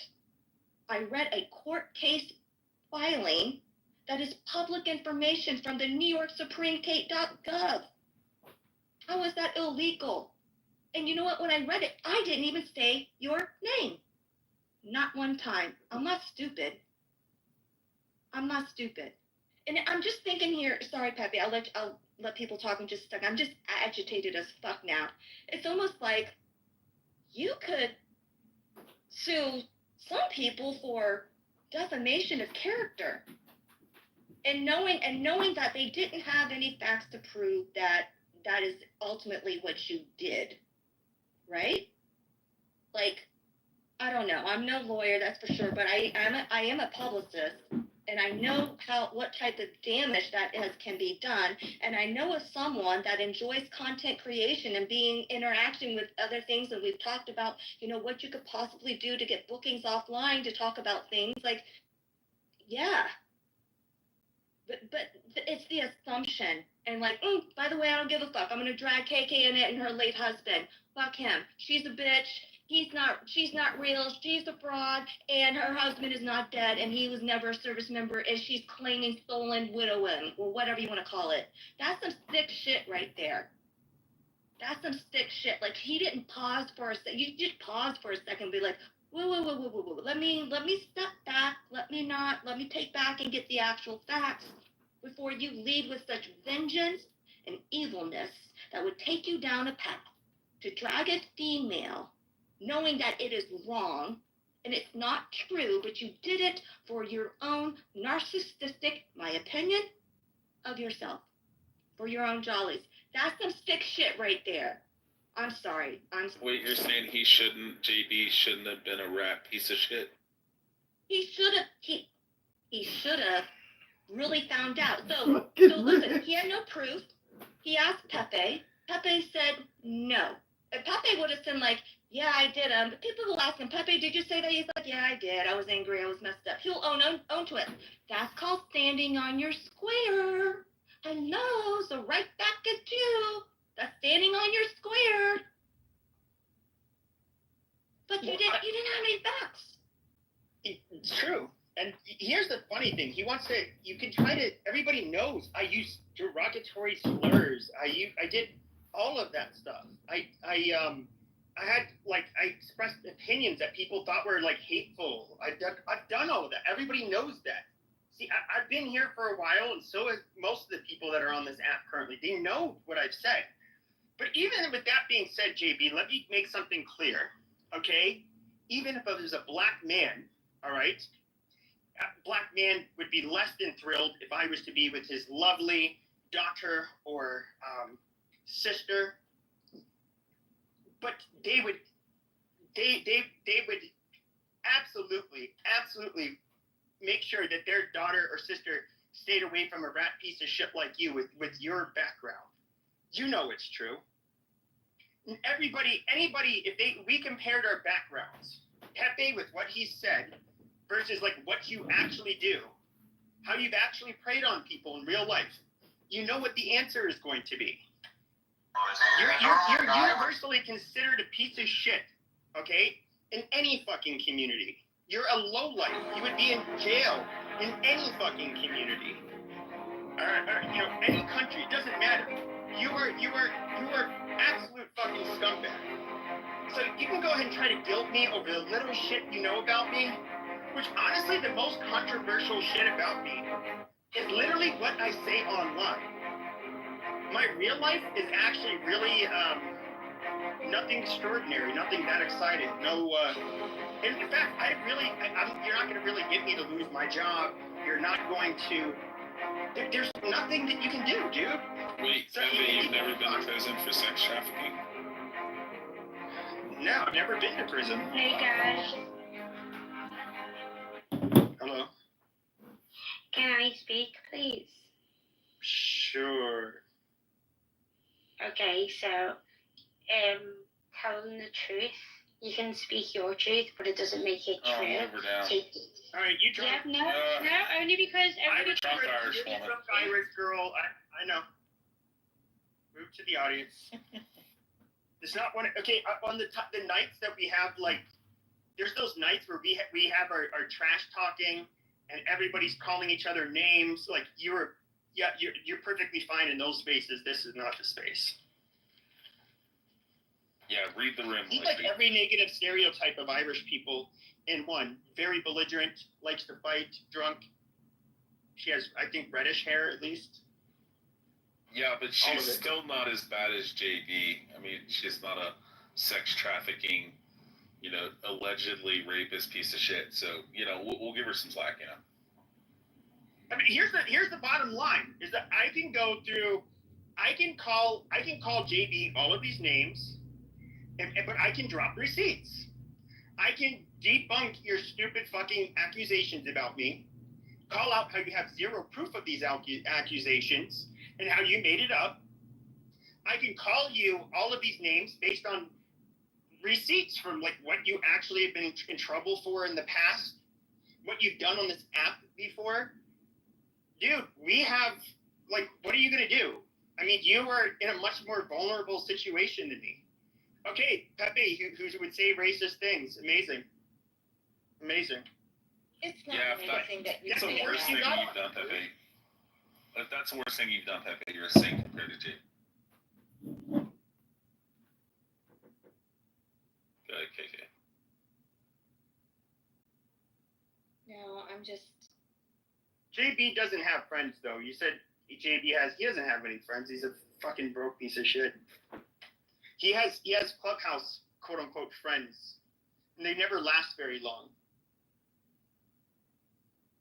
Wait until they read his dockets and they're like, oh. I think KK should open another room and read through all those again. That was amazing. That was phenomenal, KK. I applaud you. Read through what? You went through the whole list of all his arrests. Oh. Yeah, we already did. We already did that. But we dropped more info and clips on today. Listen, you all can think that this is entertainment, and you all can think this is funny and whatnot, and I get that, but all I think about is all the people. I think about all the people that are going and have been hurt from all this. I worry about John and him feeling like he doesn't have people there and it was all a facade, and him feeling like he could run for his congressional seat. I think about the people that donated $610 that when it doesn't run, that all their information is going to be revealed. I worry about people trying to say, like, our friend is this campaign manager guy, and then he'll be attached onto something if it's not legit. I worry about, like, the psyche of the women that was kind of gaslit from this long ass troll. I worry about like people's reputations, whether I like them or not, that is not being projected and being fair, like for Pepe, like for Monica. Like, that's what I worry about. This is not fun. I don't like my late husband being dragged on the street because a man is mad at me because he assumed another man was doxing another man. What the fuck is that?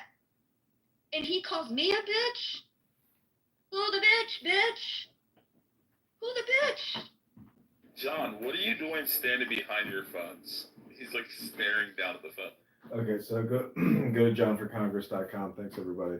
This is just a sample of our podcast we're releasing. I listened to those audios JB saying those disgusting shit about my husband, and I'm gonna go listen to them again, and then I'm gonna send them all to my DOD guy. And guess what? People are sending me other audio clips, and if there's one of them threatening violence against me from him, best and believe someone will be there. Like, it's disgusting. It's actually just really disgusting. And that's okay. So I'll wrap up here. And so, if that rat piece of shit will open up another room later, I will, there's definitely more I'm holding out on. See, like I said, I have a big surprise, Jay.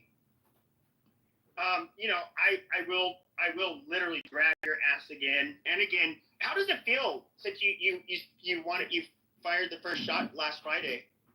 Oh, I'm gonna go ahead and drag him, make up a narrative about him, kind of, bully him out of the way, get people to not like him, and to get more people in my rooms or whatever the fuck it is that you do. How does it feel knowing you took that first shot? And I've been smoking your ass all week. You've had to bitch and cry and get my accounts clipped. I'll make another one real quick, dumbass. Hey, Pepe, do you think it's scary? Hold on a second. So I think that, you're just a ridiculous bitch. Dude, you've been called out for so much. What you did to KK, that's like, dude, that's like really you just look like such a piece of shit right now. You really can't come back for that. That was out of line. There's nothing that should have compelled you to do that. She did not dox your family, dude. She didn't do anything. You were just mad and in your feelings. You even lied about what? You had to lie. You knew what you did was fucking shitty. That's why you had to lie and say, oh, she doxed my kids. She didn't dox your fucking kids. Dummy. Hey, Pepe, I was just going to say, do you think it's disconcerting that somebody like JB would start a new business in Florida doing the same type of shit that he did before? The same type of industry? Yeah, we were talking about that. Mm-hmm. And yeah, it's pieces of shit like him don't change. But he's changed. He served his time. Wait, what are you talking about, Rich? Okay, we'll talk. The next level, the next level content creator bullshit. Mm-hmm. Concierge and whatever company that he fucking created. Is it for women? It's what it seems like. It's a talent agency. Doesn't that sound familiar? Okay. It's a management and talent agency. Okay, I think we can shut this down. Yeah, and I'll probably be back on the app in like a half an hour or so. So, JB, you're not going to get your rooms like you used to. You're getting dragged. More and more every day, people are finding out what a piece of shit you are. That small little group of people that you're trying to control, it's not going to work, bud. It's just not going to work. I'm the captain now. You're fucked. Does he not realize when you're in the hole, the youngest child is often the strongest in the family? Well, I feel like you are owed an apology. I am absolute. I told him, and I was gracious enough to say, look, dude, and I was dragging him pretty hard. I told him, look, all you have to do is admit what you did, that you lied, and say you're sorry, and that's that. And keep my name out of your fucking mouth, and then you could go on your merry way. But what about the $1,000? Remember you made that bet? Because it doesn't exist. It doesn't even matter. Yeah, that's true. Okay, what? Yeah, he doesn't have a clip of me saying any of this shit. That's why he has to double down. Yes. And that's why he's not letting anybody he won't debate anybody on it. He'll only address it in his rooms where he immediately goos or kicks out anybody who would push back. Yes, Don Julio. That's the way they control the narrative. God damn it. What? No, I was just saying, Don Julio, I am familiar with USCIS. I followed all the paperwork myself.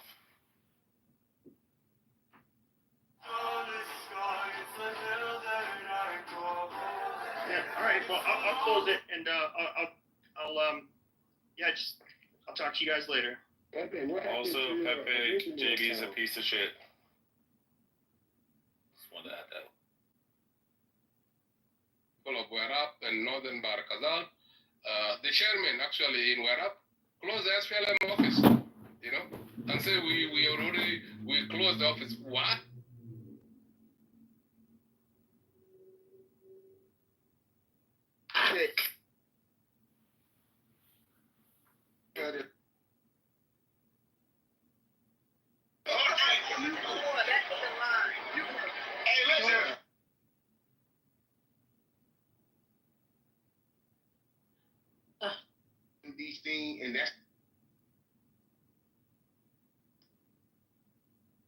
You know, I hadn't planned on it, but the conversation, the timing was just so right. And everyone seemed to just listen. You know, no one was disruptive. No one came off the mic to be argumentative, and it was so refreshing. Yeah. It goes a long way, you know, to curate spaces where people are actually listening to each other instead of competing to be right. Exactly. It makes a difference, yeah. Or competing to talk even. Because sometimes that's the biggest challenge is trying to fit everyone in and, yeah, the competing to talk. For sure. Yep, I totally agree. Hi, Vero down there. What's up, Vero?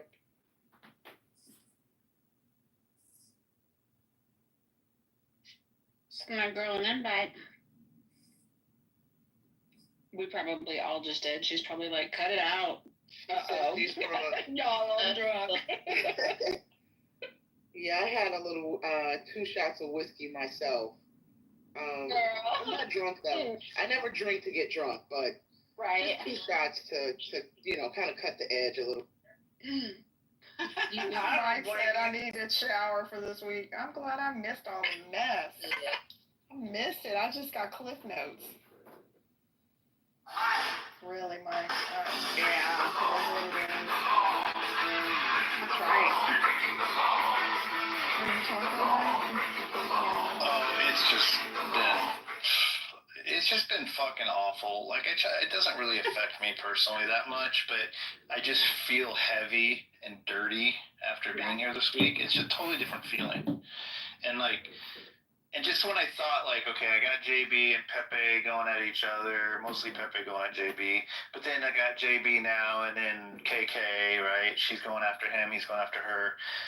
Just when I was, like, kind of like, okay, that shit, you know, it's still going, but it's, like, it's on day 3, so it's going to peter out here soon. John comes in and freaking exposes Brad today and, like, reports him to the FBI for making death threats and freaking posts his Instagram and emailed his work and told him, I mean, his LinkedIn, and he emailed his work and told him that he was on here causing shit, and, like, and that was like a new thing. And I was like, fuck you guys. Like, I've been here for 5 years. I don't remember a week where there was this much, like, outright, like, doxing and just attacking each other. This might be the worst week I've ever seen. Ask you too, do you think this is indicative of, like, bigger things societally? Like, there has been a huge escalation in behavior and things that people tolerate, and I'm just wondering if this is like a mental health crisis. Yeah, for sure. And we're also losing our moral compass. Yes. We're walking away from religion. Without religion and without patriotism, what the fuck is there to hold America together? There's nothing. We don't have a shared culture. So, like, we are losing patriotism. I mean, when I joined the Marine Corps when I was 18, like, I was a patriot, man. I believed in this fucking country. I thought they did the right thing. I thought they were trying to spread democracy around the world, and I was up for that. Now I realize that didn't come out very good. So I get, it might have been a mistake back then. But the reality is, you know, most America believed in America. And after 9/11, most America believed in America hardcore for, like, you know, a year or at most or whatever. But then after that, it started going down, and I feel like we need a shock to the system. Like, we need some major fucking tragedy. So so all the American flags can sell out again, like they did after 9/11. Mike. Because honestly, without that, America, we are going to fail. We are going to fail ultimately anyway, eventually. I don't know when that is. But we're going to fail from internally. We're not going to fail externally. Absolutely. We're going to destroy ourselves. We are our own worst enemy. Yeah, we're already doing it. Like, I feel like racism is worse now than it was when I was younger. And I'm like, what the fuck? It's supposed to be going the other direction right now. You know, on Clubhouse, you're right. But I mean, you might not hear it in real life, but Clubhouse is like it's like an exposure to what people think inside. I think people are more free to like show their freak flags here, whereas they hide them in real life. Right. But I will say that's true because I remember, like, sometimes I have to really remind myself that this is not real life. I really do, because like I remember one time I was like, man, like everybody fucking hates me right now. Like, what's the deal? You know, I can't get a break. And my buddy, he's like, who? Like, where? What are you talking about? And I'm like, oh, it's Clubhouse. And he's like, what the hell is that? And I'm like, never mind. Like, in real life, it's not like that. Real life, I got a job, and my boss likes me, and I have good friends. Like, you know, it's like, then I'm embarrassed for saying it. You know, I'm like, no, actually, it's okay. But I mean, to your point, though, I think Clubhouse has a tendency to desensitize us. Even though it's only here, I think it desensitizes us in other areas because we see so much destruction and rage and anger, and that always worries me, is that I'm gonna hear garbage so many times that, like, in my real life, it's gonna desensitize me to whatever the particular horror might be, you know? So I think we have to be careful of that. I mean, I have to say, I'm 52 years old. Clubhouse is the only place I ever heard somebody actually say to somebody else, I know where you live, I'm going to drive to your house and rape your wife. I can't say I've ever fucking heard that in my lifetime. Yeah. Except on Clubhouse. That's pretty fucking bad. Like, that's about the worst thing that you could possibly hear in real life, unless you were just like an actual criminal hanging out with other criminals.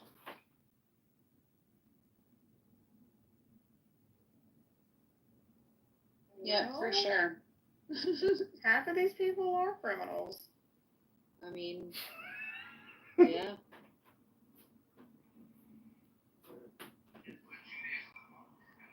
I don't know. I mean, none of us are. I actually think it's getting worse also because it's smaller and less relevant. It's actually getting worse.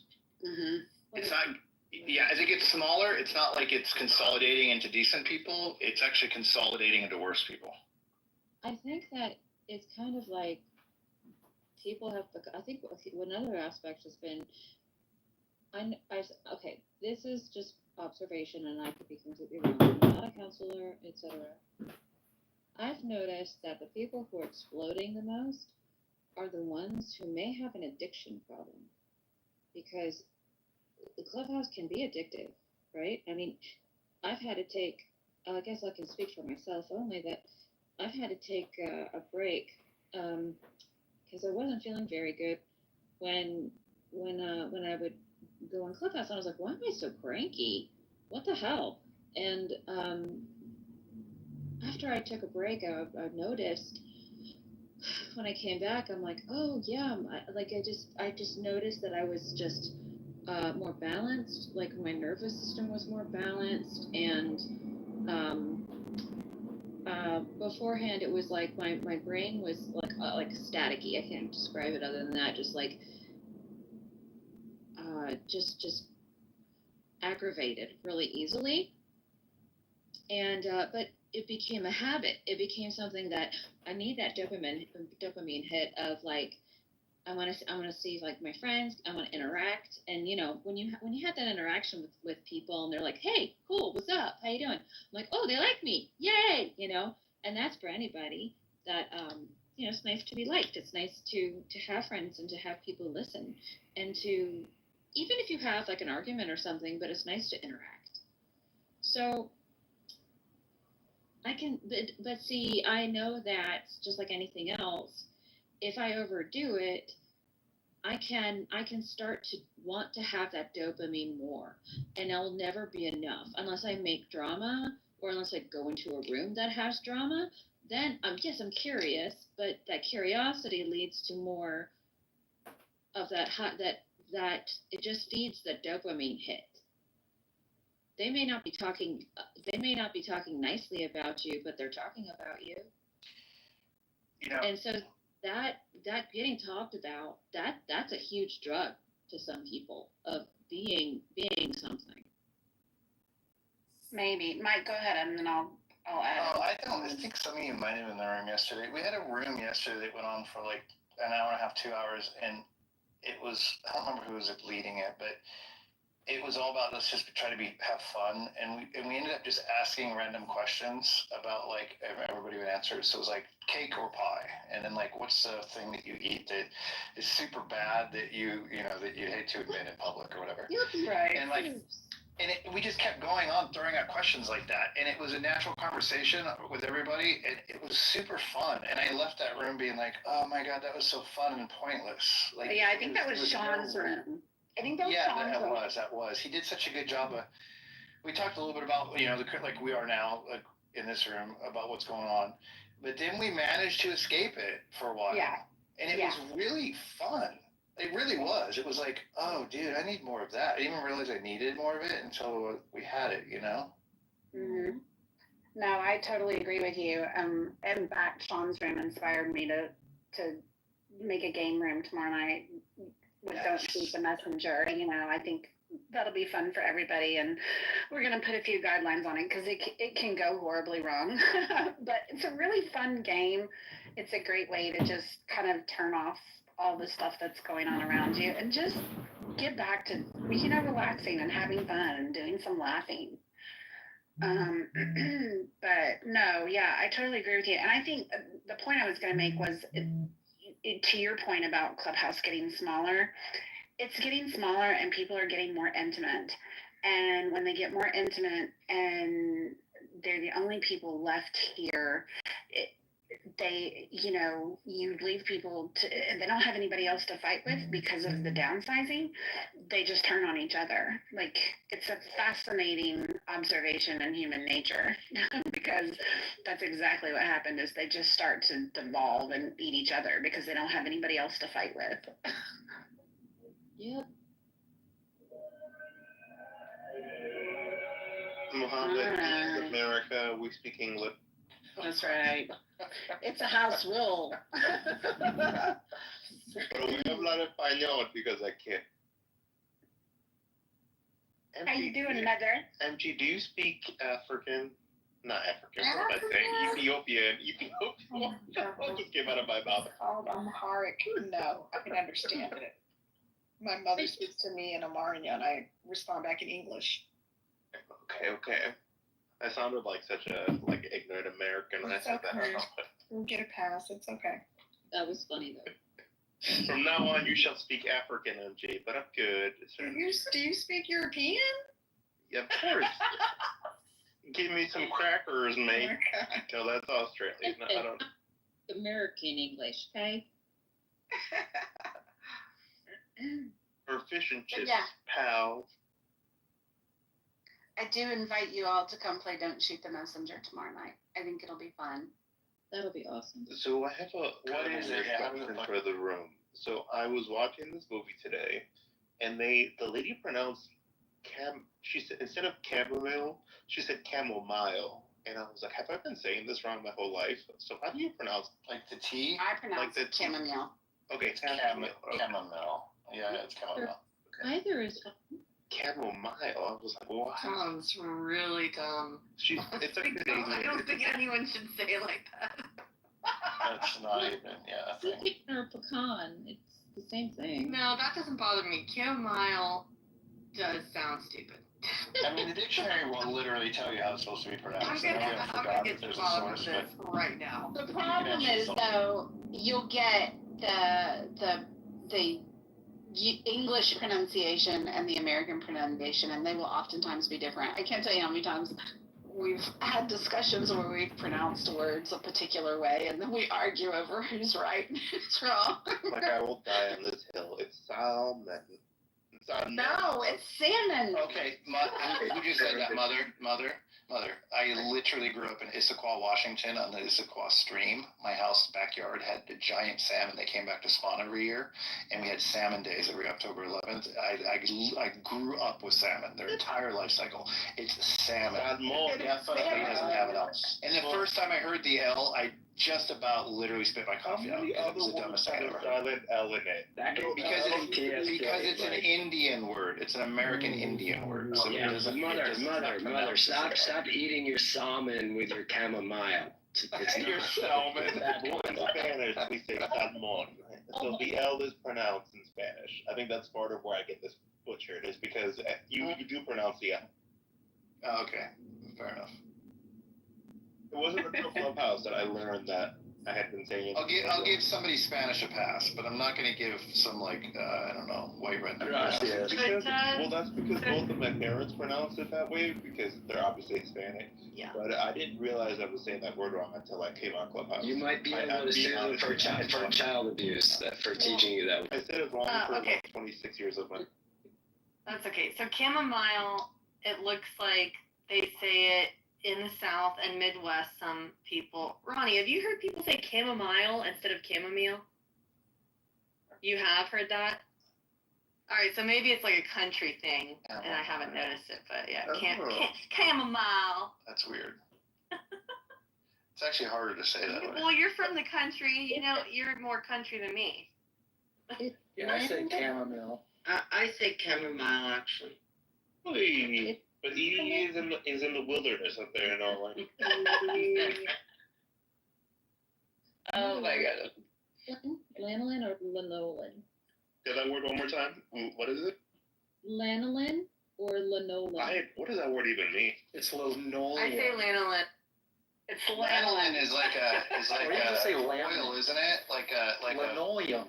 No. Isn't lanolin like a cream that you put on your skin or something? I used to install it. It's linoleum. Yeah. No, it's not linoleum. No, it's for your nipples. It's lanolin. Lanolin is like a what? Like a moisturizer. Yeah. No, it's in moisturizer. It's like something with lanolin. Distant cousin of linoleum. It's a sheep type of moisturizer that has the tallow of the sheep. I just heard my husband say chamomile, and now I heard him say that. Now I realize I do hear people say it like that a lot. I'm a mile. I've never heard. Oh, so your husband? Yeah, I've never heard mile. Me either. All right, everyone, ask your husbands, ladies on stage. The men are usually. Is it spelled like mile? Does it have an E at the end of it? It is. It does. It is. Okay, well that makes sense why people would do it then. It does. If I ask my husband, can I ask my cat? Unlike the British saying aluminium when it's not actually spelled, did they actually spell it different? Is it actually spelled aluminium? They just say it aluminium. I mean, they add an extra syllable, but I think they might spell it with that extra syllable too, maybe. No, they don't. No, they don't? So they read aluminum and they pronounce it aluminium? Yeah. That's a whole extra syllable, isn't it? Aluminum, aluminium, yeah. Makes sense. I know. I'm like. It's an extra. It's an extra NI. Mm-hmm. It's an extra NI. Yeah, they do spell it differently. You're right. The British spelling is aluminium with an extra I. Would they say alimony as alimony? Huh. I didn't realize that. Yeah, they spell it different. So library or library? Oh, definitely right. Library. How about ask or axe? I don't know. Let me ask you a question right Forget about it or forget about it. Forget about it. Mike, to answer your question, don't shoot the messenger. It's basically anybody that comes into the room and wants to come on stage. You can back channel an anonymous question to anybody else on the stage, and the person that you back channel it to reads it out loud, and then they can either answer the question or not, but then they get to try and guess who asked the question. Oh, okay. We're playing that right now? No. Back channel it without being known who it is. Who did it? You back channel it to somebody else random on the stage. Like I got a question for so and so, and then you ask the question, and they ask it. Yeah. Oh, interesting. Yeah. That's a complicated one. Yeah, Scarlett hates this game. What if just Scarlett, we're gonna put some PG rules on it, okay? What if we just pick a question and answer? No one's gonna be honest. That's the whole point. I'm honest. I'm always on. I'll be honest. What do I gotta? I'm gonna lie like a dog. At this point, what do I gotta hide for y'all? Y'all know about my sex life, about my dating life. Some of you know my penis size. Oh my gosh, Mother, you already told me my wife's a lying bitch earlier today. Like, I've already forgiven you for that. we were in a room, and I was talking about how my wife is the sweetest, kindest person I've ever met in my life. I've been married her 27 years, and she literally doesn't have a mean bone in her body. And she's actually, like, when people are mean, it actually kind of like hurts her heart. It's very evident. You can see in her face that she doesn't respond really. And he convinced me that she's full of shit and she's just gaslighting me to try to get attention. And I'm like, maybe 27 years. She's done a good job at gaslighting me. I'm fully convinced. To be fair, I've had kind of a long day, but I'm doing it. It's all good. I didn't take it personally. It's funny. That's how I feel. It hurts me. Like, sometimes I will cry on behalf of others because I'm just like, they were so mean. Well, this is a funny story. So last night I had Clubhouse playing on my phone, and it's like on my charger next to my bed, and I fell asleep. So it was playing, and I was totally out cold. And my wife walks in, and apparently what she heard when she walked in was Jay yelling at KK, or yelling about KK. And it was like a temporary moment of insanity that he had, right? And then he went right back to being a nice guy immediately. But he said something to the effect of, like, you gaslighting bitch, I hope you get a yeast infection in your mouth, something like that. So anyway, point is, I'm sleeping, right? And my wife comes in, and she like leans over to me, and she goes, you gaslighting bitch, I hope you get yeast infection in your mouth. And I wake up, and I'm like, what the fuck? Like, my wife has never said this in her life to me, right? Like, anything like that. I'm like, what the fuck? And she goes, it was on your phone. And I'm like, what the fuck? And then she goes, but the funny thing is, as soon as he said it, he goes, next. And then you like had a really nice conversation with the next person. She goes, what the hell are you listening to? And I was like, oh, fuck, you don't want to know.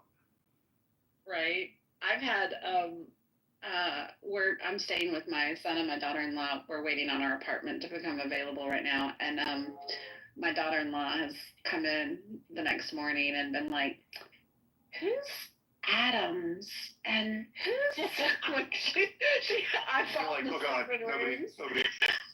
And she's like, Adams was really going at it with, Pepe or whoever. I've never heard anyone fight like that before. I know. The blend of our real world with Clubhouse is very disconcerting to me. No, it's so easy to forget that it's fucking bizarre. Like, yeah, for sure. My family, no cap, like my family, both my mom, who's married to my stepdad, and my dad's side, like they've both had like interventions with me over the holidays. This is years ago, but I remember they like had like full on like interventions about like Clubhouse. I believe it, dude. It's super embarrassing when that happens too. Right. It was like caught, like real intervention. Like I got really defensive and probably I think I stormed off at one point. Oh, funny. I can honestly say I think, my kids have tried the intervention stuff too. When the contractors showed up at the house, they were definitely trying to intervene. They were like, what is going on with this stupid app? My best friend said, you have a whole nother life on the internet. It's weird. Can we meet her? Can you have her on the phone? Is she... No, I've made her get an account because she was like, I'm fascinated. I want to know why you're always on Clubhouse. And she gets on here and she's like, these people are lame. Who's like, that? Who's that now?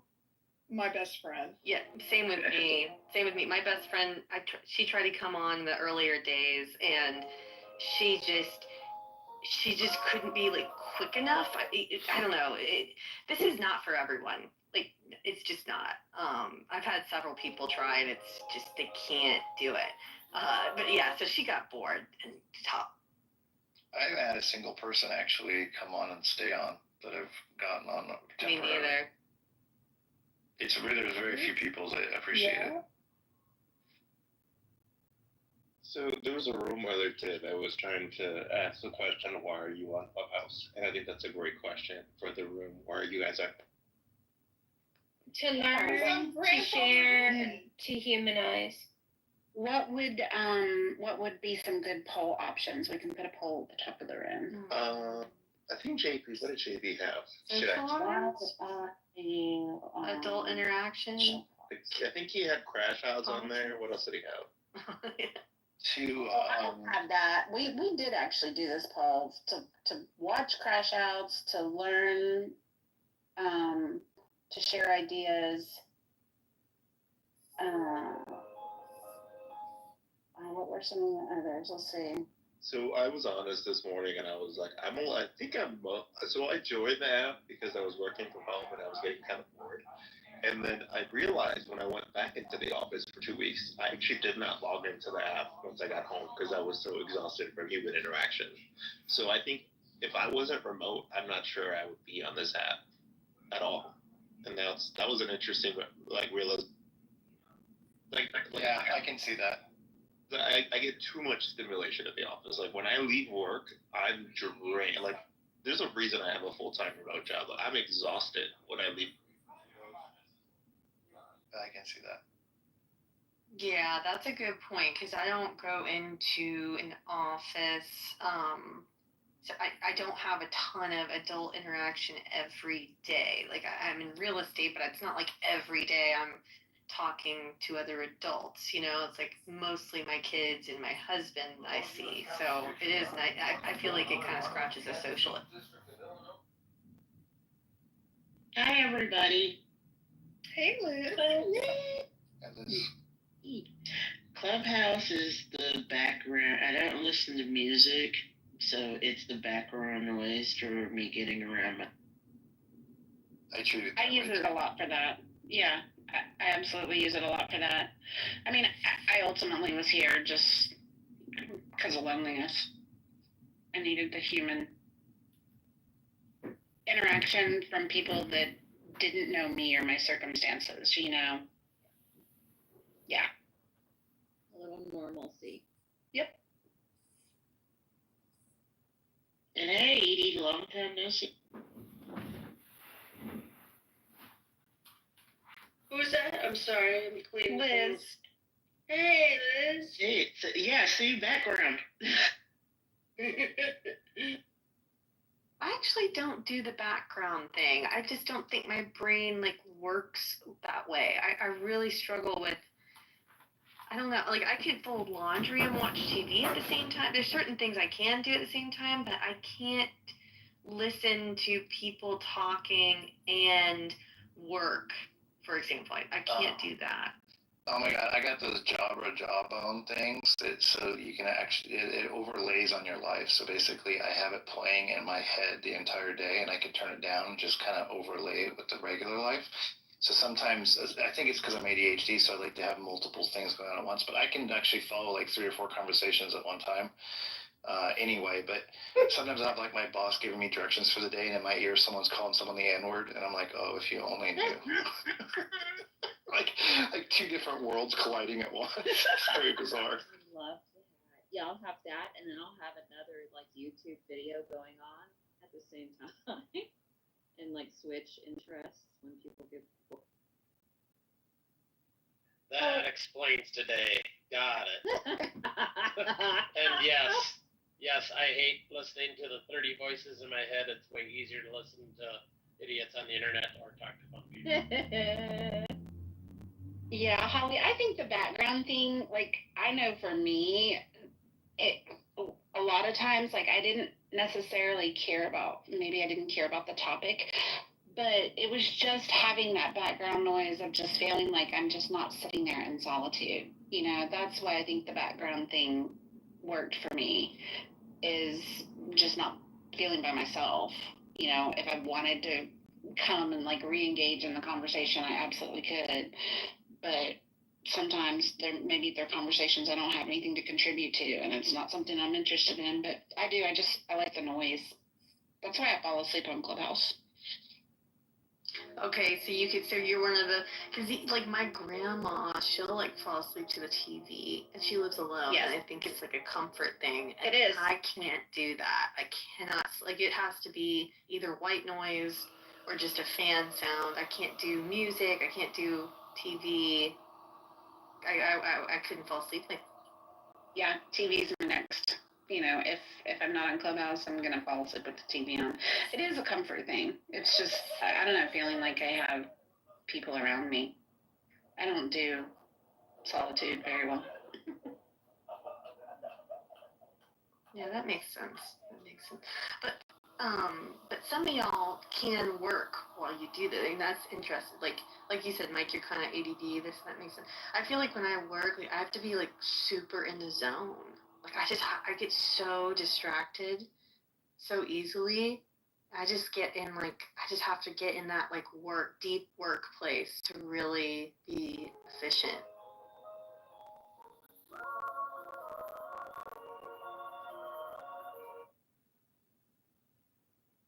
Same, Holly. I can't compartmentalize it at all. Yeah, but you all are extroverts, though. You like to be involved on the stage. No, I'm not. I'm an introvert, Liz. We are fake extroverts on this app. Yeah. Most of us are introverts. I'm an If we were introvert. real extroverts, we would be outside of our houses. But I'm definitely an extrovert. So you got me right. I'm an extrovert. no, I'm an introvert. I really don't like talking to most people. Even at the office, I got some feedback when I first started. They're like, you need to be more social. And I was like, I go to lunch with you people 5 times a week. What the fuck? What else do you want?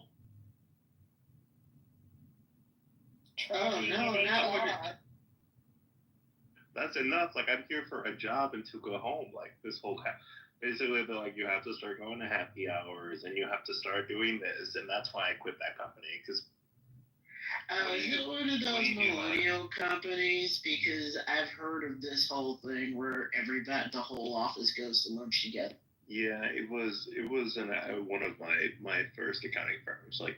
Happy hours were basically mandatory. They're not mandatory but mandatory. There's a lot of social pressure. And then people start getting drinky, and getting sloppy, and next thing you know, there's a manager hooking up with another consultant, and you just have to keep it hush-hush because the entire office fucking knows, except for the partners, because it's not just happy hour. Then they want to go out together. Then you're the weird one who doesn't want to go out with everybody. And I'm like, I can't do this. No, gross. Oh, I miss happy hour. Georgia doesn't do happy hour. Did you know that? It's illegal here. Wait, what doesn't do happy hour? Yeah. Did you know that, Kristen? What do you mean? Where? You mean, wait a minute, what? With in the state of Georgia, it is illegal to have happy hour, as in deals, happy hour. Like happy hour drinks? For alcohol. Like bars with special deals? That's right. Dude, when I worked at Home Depot corporate in Atlanta for 18 years, we had these embedded vendors. So I was in advertising, and I ran a couple departments in advertising. So I had a giant budget, and I always had these people calling on me from the agencies with doing photo shoots and stuff. And so they're always trying to seduce us to keep them and not go hire other people. And Home Depot didn't have any rules back then in the early 2000s about gifts and stuff. So they would have full on unlimited alcohol at the local bar or whatever, the local club. We'd go down to Meehan's, which is down in Smyrna, after work 5 days a week, and it was all we could drink at Meehan's with the reps. And I did that shit for 2 years. That's exhausting. Meehan's cool. I like Meehan's. I was young, so it was fun, but I couldn't do it now. But I mean, I can't imagine what she spent. I mean, every day it was just her corporate card, and the 5 or 6 of us would go there and just fucking drink all night. That's exhausting. What else has happened in corporate America? Man, I've done a lot of shit since I have been in corporate. I worked at this one company where they had a bar in the office. I was like, is this even legal? They just had a straight up liquor cabinet in the office. I worked at this private equity company. Yeah, that. Home Depot, when I worked at the stores a long time ago in the 90s, they used to, they would bring in kegs of beer, and we'd have rack diving parties where we'd just drink from the keg, and then we'd climb over the racks to find shit that fell behind them during inventory and stuff. That's so fun. That sounds like a blast. It was super fun. And then at Christmas time, they would have a huge party. Every store would have a big party. They got a giant budget for it. And they would they'd rent a whole hotel, and we'd have a party at the bottom of the hotel in the conference room, and they'd give out gifts and money and all that shit. And then we'd all spend the night in the hotel, so everybody would sleep with each other, and the next day we'd all come to work with fucking egg on our faces because half the people were sleeping around. It was a fucking mess. Like, I don't know why Home Depot stuck a bunch of fucking, like, a whole store employees in a hotel for a night after they got us all drunk. It's almost like they wanted everybody to. Did you have to all wear orange? You gotta keep. They gotta. We had to wear aprons every earning announcement day. So whenever you hear they're announcing their earnings, like on the news or whatever, just know that all of the headquarter people have to wear their aprons that day in the office. That's great. That should have been the shtick while everybody was partying after, like going after Just aprons? late night. Just aprons, nothing else. Yeah, just aprons. Yeah, I can see that. Okay, I have another question. Has anybody on here actually changed their opinion about any of their positions in all of these little rooms that we have? Oh yeah, yeah, I have a bunch of. So I used to be a fan of like parents beating the shit out of like my grandma used to beat the shit out of us, right? And I was like, oh, that's fine. And then I came on this app and I was in a leftist room and like Go basically broke it down how that was problematic. And I was like, oh, I'm never hitting my kids. Like the science does not support that behavior. So, but my grandma was kind of abusive. Like here's one of the things she would do. If you misbehaved, like she would put rice down and you would have to go kneel in the sun for a couple hours. And then after you did that, you would come inside and then get lashed. Like she was gruesome. Wow. My wife had to kneel on those registers, the floor registers, the metal ones, when she was a kid. Yeah, and that's why I celebrated her death when she died. So maybe Go does it. Hey, Mike, besides the orange apron, don't forget about Give Me an H. Oh, yeah, Give Me an H, Give Me an O. Dude, that place was fucking crazy. You wouldn't believe some of the shit that went on, because I reported to the CEO for a while, and his personal, like, it was when Bob Nardelli was CEO back then. Listen, it's everybody's turn. He was so fucking crooked. They took all the corporate jets, like 4 of them, to Silicon Valley to have some meeting or something, and they had so much wine on the jets that they flew back first class, and the private jets flew all their wine back, all the cases of wine. And then Dennis Donovan was the highest paid HR guy in the world at the time. He made $25 million a year. And my buddy was corporate security for him. And my buddy, when I were having drinks at that party, I read the thing outside about the half hour. And he was like, oh, dude, you won't fucking believe this. I'm like, what? He goes, you know how Dennis Donovan just kind of disappeared? And I'm like, yeah, you know, he spent more time with his family. That's what they always say, right? He's like, no. He goes, he had a laptop stolen, so we put in like a camera in his office, but we forgot to tell him it was in there, and he fucked his secretary on the camera.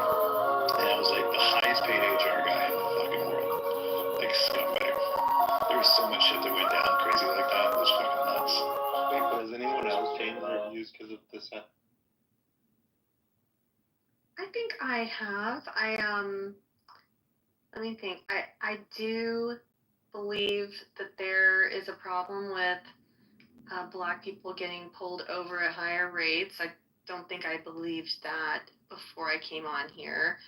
I do think that there are some systemic issues. I still don't think it's as severe as it's kind of pitched, but neither way, you know, regardless, I do believe that there's some issues. And then I also would have never been for reparations, but I'm not going to say I'm for them, but I'm like open to them in some way, in some shape. Interesting. Look at Holly feel open and being open-minded. Huh. I'm against the death penalty. When I came on here, I was for the death penalty. Now I'm against it. Oh, really? Tell us more. Why'd you change? Then you will behold I didn't really want to get into it, but just to be consistent, I guess. welcome. So, drug decriminalization, that was something I picked up on this app. I was always very, very anti-drugs of all kinds, like not even being open to it. And then on this app we talked about what happened in Portugal and how that was relatively effective in reducing drug use across all levels of society, and even to this day they have much less drug use compared to what they did before they criminalized it. And then just like why the fuck are people still being punished for marijuana and stupid shit? I didn't really think about that stuff outside of this app before, but now I'm definitely a fan of that. Like I would be fine with legalizing marijuana nationwide. That's actually one of those things I'm in the process of trying to reconcile in my brain. Like, I'm trying to work through that. Well, and it is getting pushed to Schedule 3 through Trump, hopefully federally. Some police departments, like my friend works for I shouldn't say this out loud, but he works for the Miami Police Department, and they just flat out were like, if you see people, were given instructions that you see people smoking weed, just ignore them, as long as they're not causing problems on the beach. Like, some police departments are just ignoring marijuana. Nick, did I have any part in your metamorphosis for that? Because I actually bring up the Portugal case a lot. It was. Maybe, possibly, if it was you, Let's just say yes. Let's just say yes. Yes. Thank you.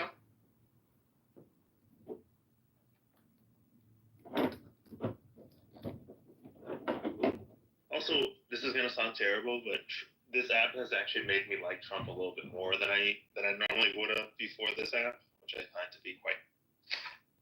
Yeah, but I still dislike him, but I dislike him less.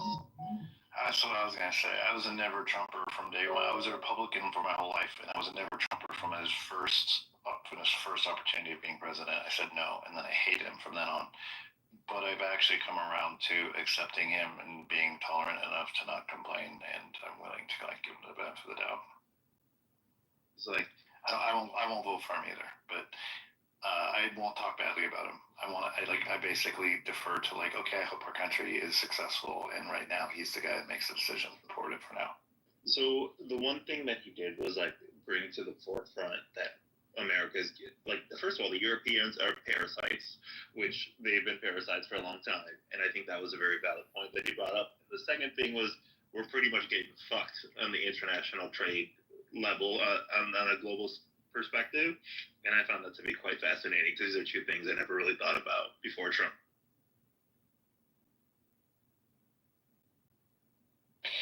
Yeah, I think mine's more like a general sense of America has been pussified, and we just need to be tougher in general. Somehow, whatever that takes. I just think he's the embodiment of a hollowing out middle class and a lowered, basically quality of life for the average American. All this anger and animosity, that's really what it is. The country's stagnating, and people. Yeah, it's true. And when I think about it, okay, so I have a paid off house, right? But when I bought it for $200,000 in 2001, I was making $86,000. So my house was a little over 2 times what my annual salary was. Houses now are 4 or 5 times an average annual salary. And I have 2 jobs, so I make more than I used to. But if I still only have one job, I'm an electrician during the week, but also shoot weddings. If I didn't shoot weddings on the weekends, I'd be making less than I made in 2001 at this point. So how the fuck can it be that 20 years goes by and wages basically haven't changed? Exactly. It's crazy. Exactly. And people still talk about 6 figures being the goal. And it's what? That was the goal in 2000. How the fuck can it still be that hard to achieve in 2025? Something's wrong because we have $1 trillion companies now. What the fuck, you know? And you also have nobody likes to talk